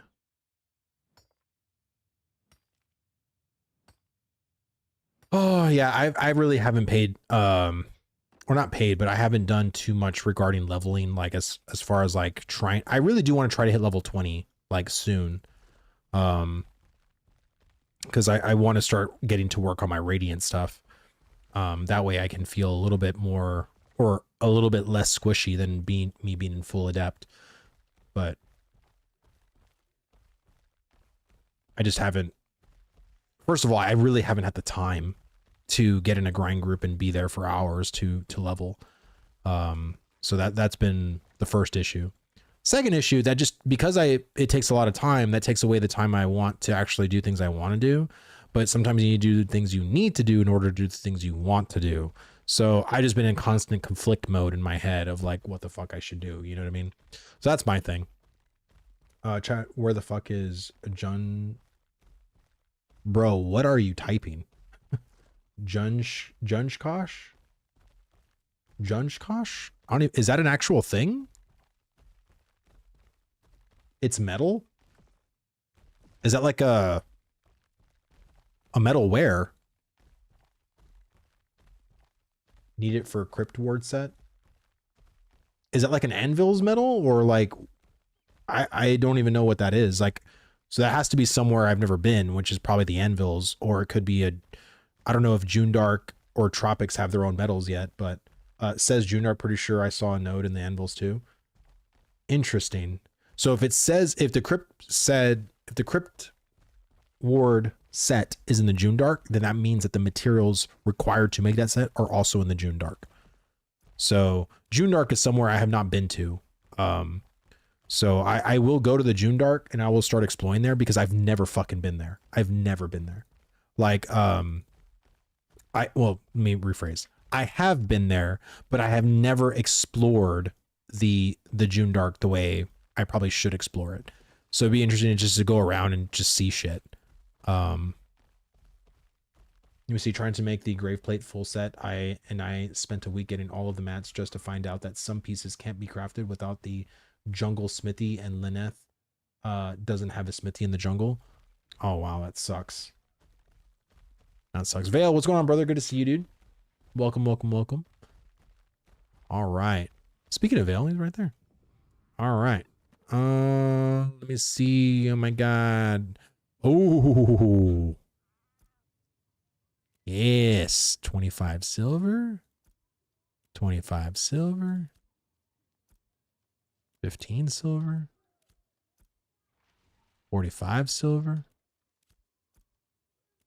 5 silver. Yes, I know I could do the select all, but I like to just see them all. 25. So I sold all my commodity ones. These are all my commodity ones.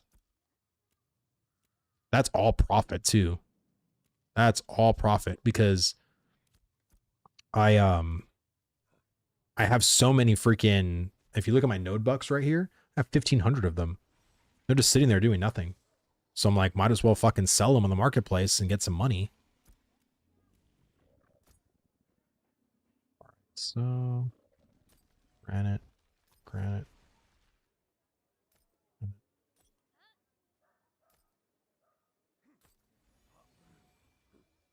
Yeah. I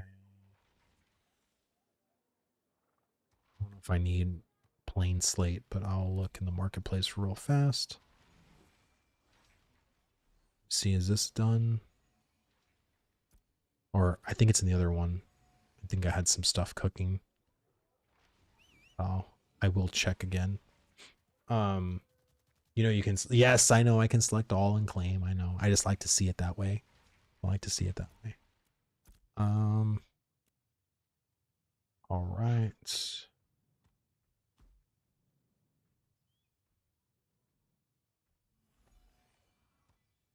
Damn, I have a lot of rare. I should probably just break all this shit down.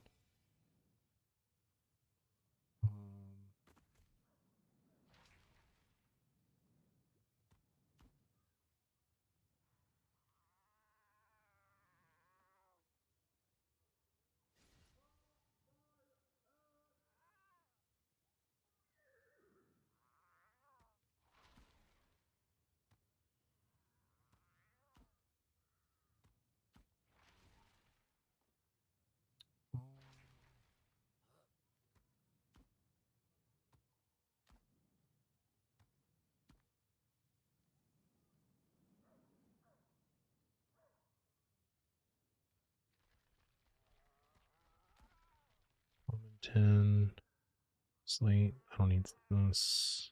Common slate.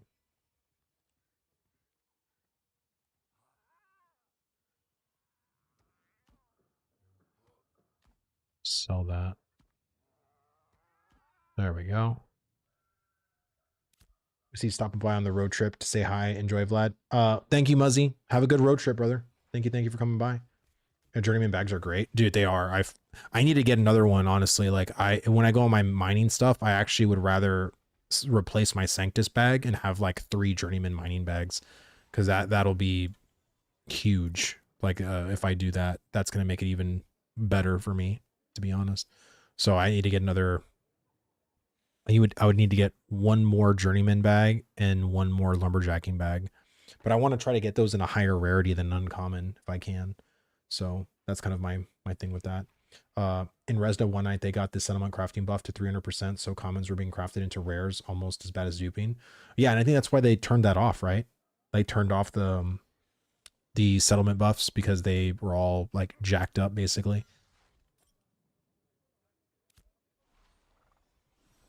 All right, so let me go get the fragments.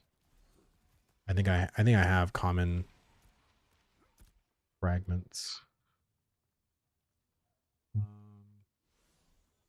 Common.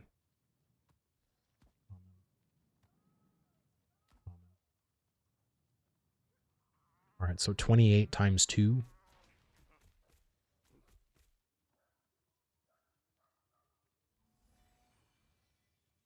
56. Wait, 48. Sorry, I'm an idiot.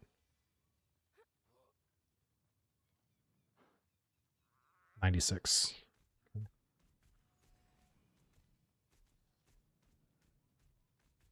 Is there no other? I don't see other fragments. Shit.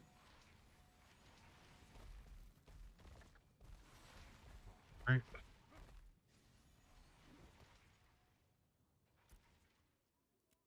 It's zinc. So I need 96 black flint flux.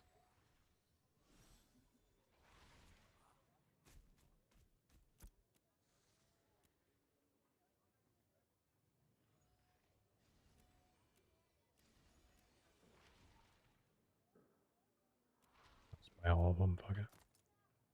I have them for extra. I watched some of your old YouTube videos. I still don't understand how to gear my level 20 Carrack or make any gold. Please take pity on me. Really right now, the two main ways that a lot of people have been making gold, well, I would say three, is sports fishing, whether it's freshwater or saltwater, running crates from your settlement to running it to another settlement. And then the third one is just gathering and selling what you gather. I mean, that's really the main ways I would say to make gold in this game. That's what I've been doing. Mainly, I've been doing freshwater sports fishing. That was the bulk of my income. But lately, I've been, because my storage has been so fucking full, I've just been selling a lot of my high quality items like legendary or epic stuff that I may not use or may not use like right now, and just sell that stuff. Or if you're like me, a metal worker, or if you're a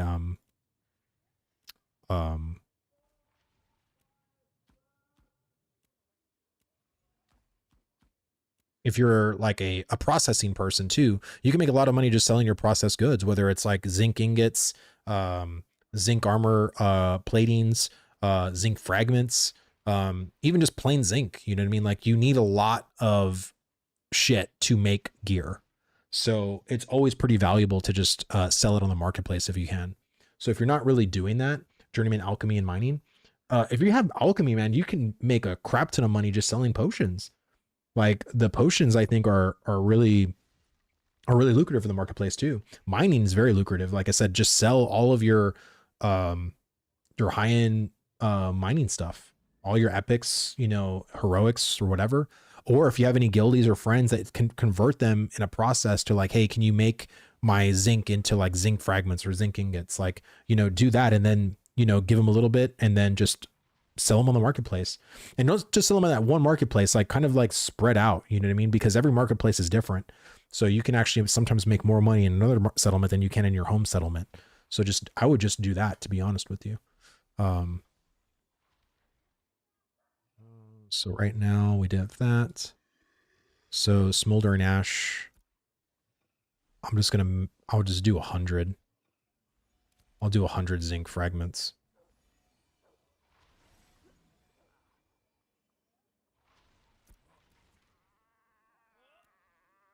Small.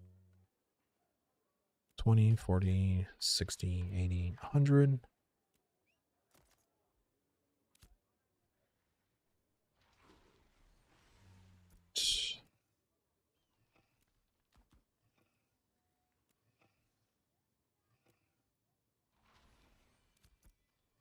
Damn, I still have, fuck. Okay. Probably should have been fucking using my processing fucking thing. Jesus. To get fucking experience. I could have used this like an idiot. Master Blaster, thank you so much for the sub, man. Thank you, thank you, thank you. Very much appreciate that. And just level 20 gearing, I don't understand what gear. Also, thank you for taking the time out on your stream to answer these questions. Yeah, no problem, dude. Let me see. Level 20 gearing, like if you're level 20, like I would go, like, I don't know if you're in a guild. I don't know if you're trying to play the game solo, but once you start getting to level 20, it's going to be a lot harder for you to get that gear if you're playing solo. So I would try to like get in groups. And even if, and the reason why is not saying that you're going to get like the drop stuff, because I don't think there's a lot of drop stuff happening. There is some, but you're going to need guildies to like help you like make journeyman stuff. And if you really do plan to make a lot of the journeyman stuff yourself and only by yourself, you're going to feel like a world of hurt. I'll put it to you that way. So really what I would be doing is using the ways to make money to buy like potentially your gear, like from the marketplace, from people, you know, working out deals and stuff like that. Like I am working to make my entire pedal shard journeyman stuff myself. But I took that upon myself. Like I took that upon myself. And there's some guildies that are going to help me with certain bits of materials. But for the majority of, like, I've been saving all that shit myself. So it really depends. Can you use the processing XP scrolls before you collect them now? Yeah, you have to use, so you have to, from what people have said, you pop the processing experience scroll, and you have to have that buff on when you start the job. Before, you used to pop the scroll to then complete it or claim, and then you would get the experience increase. Now it has to be done by the start, from what people say. I think it's fucking confusing, and I've told the devs this so many times. I really want for you to basically put the scroll as a part of the recipe, like as a part of like an additional component. So you know that that's like for this entire bench setup, like this scroll is going to be basically took in with the increase in experience. Like that's what I think. I think there should be this whole UI, in my experience too. I think it should actually calculate how much experience you're going to get at the end of it. And then by adding the additional component of the squirrel, it'll tell you like a 6% increase. So now your experience gain is going to be 26,000, but with this scroll now it's going to be 32,000 experience, right? And it should give you, in my opinion, all that information here at the bench. Like I said, I think these UIs need to be way the hell better than what they currently have. Supposed to be goblins just north of you're saying that drop some gear, but they are level 25 and you have to try and get a puppy group. Yeah, it's what I'm saying. Like it's going to be a lot harder if you're in the journeyman phase and you're doing shit by yourself. Like you're going to have to either buy the majority of your gear or like be in these pug groups if you're not in a guild. So it's just going to be a little bit. All right, so let's go over here. So how many do I have now? I'll just convert all of these. 86 plus 50, 136. So I'll make all of those into fragments.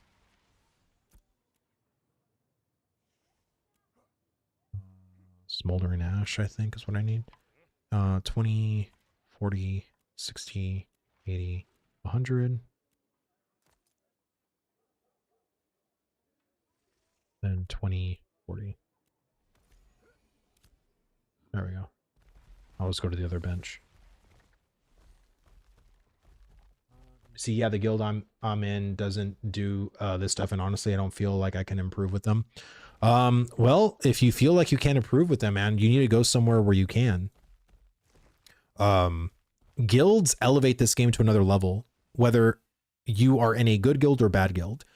And when you're in a bad guild, or when the guild you're in doesn't feel like you're meshing with them, or you don't fit in with them, or maybe the guild's so sweaty or more sweaty than you are that you're just so far behind them and they don't want to like lift you up, then that's where I would say you probably need to look somewhere else, man.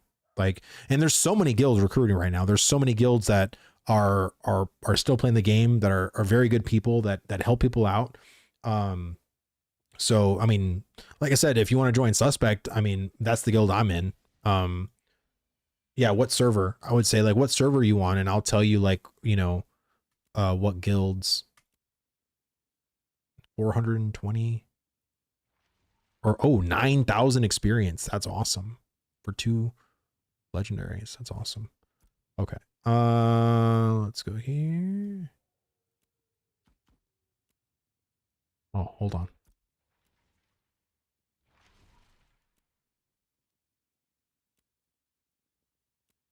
Bam. Zombie Theory, dude, welcome. I don't know anyone over there. I don't know. Oh, you're on Lineth. Zombie, are you the zombie in game for cats? Just curiously, I mean, you may not be that person, but I know that there is a mayor named Zombie in cats, and I don't know if it's the same person or just a coincidence, but I'm just curious. Do you like him? Is he pretty? I don't know him. I know he's in cats, but I don't know him as a person. I don't know if he's good or bad or pretty ugly. I don't know. I just don't know. But I was just curious if you were him. Wow, you don't know me? I don't know you. That's why I was asking you. Welcome, brother. Hello. My name's Vladis. How are you? Now we know each other, right? Now we're good. Let me see, Vladis, you get experience when you have the scroll used at the end. That's not what people have told me. And I think people have already tested it and they said that you have to use the scroll when you hit the start job button. I only know of you by what Pocket says about you. Oh, wow. Okay. So it's all lies. Got it. It's all lies and hearsay at this point. Got it. Yep. That Pockets guy, you know. People are wrong. Process XP before general adventuring, XP at collection. Yeah, exactly. That's the thing. If you're saving all your commissions to do the complete all, of course you want to pop your like adventuring scroll, or like this one, which is like the 25% bonus, and you can pop this one and like complete all of your commissions, and you'll get like a shit ton of experience doing that as well. So see, for crafting, yes. For processing, it's when collecting. See, that's not what I heard. And I keep hearing conflicting things. I probably should just use it at both just to be safe. I mean, I don't even use the processing scrolls too much anyway. And I have a bunch of uncommon rubies that I can just make them. So it's not even a problem. So I got my tin fragments. Let me put that in the...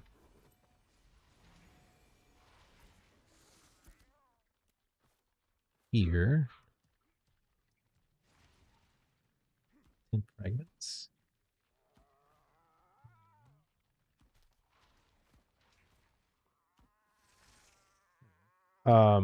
Just do it with one to test it out. Time to test for science. Try making one process without, then one with. Yeah, I'll probably have to do that.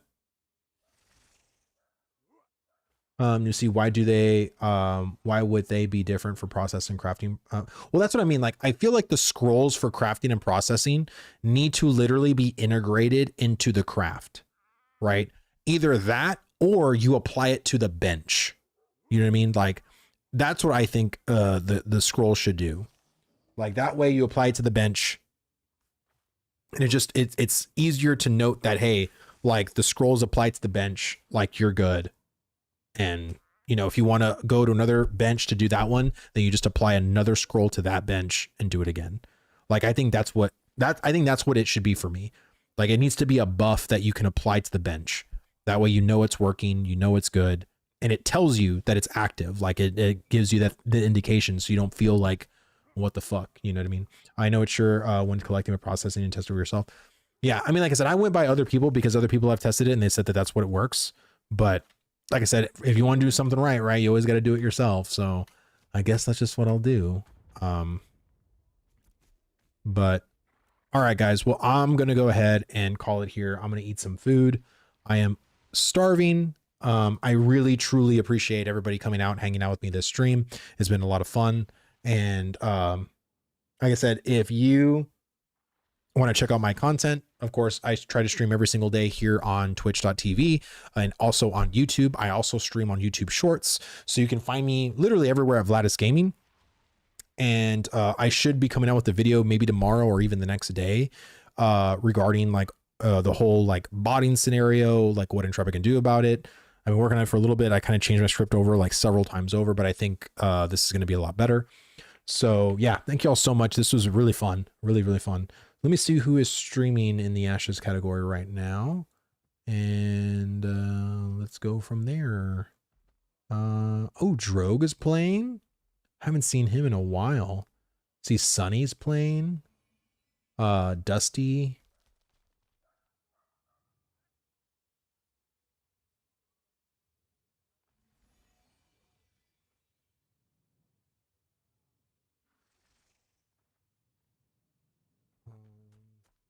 I always feel like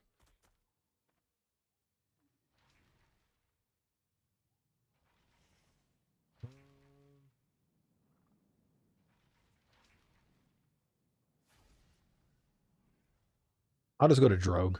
I haven't rated Drogue in a while. And of course, he's not there. I'm sure he'll be back. Let's see. All right, guys. Like I said, have a great time at Drogues. I'll see you guys tomorrow, and you have a great day. Later.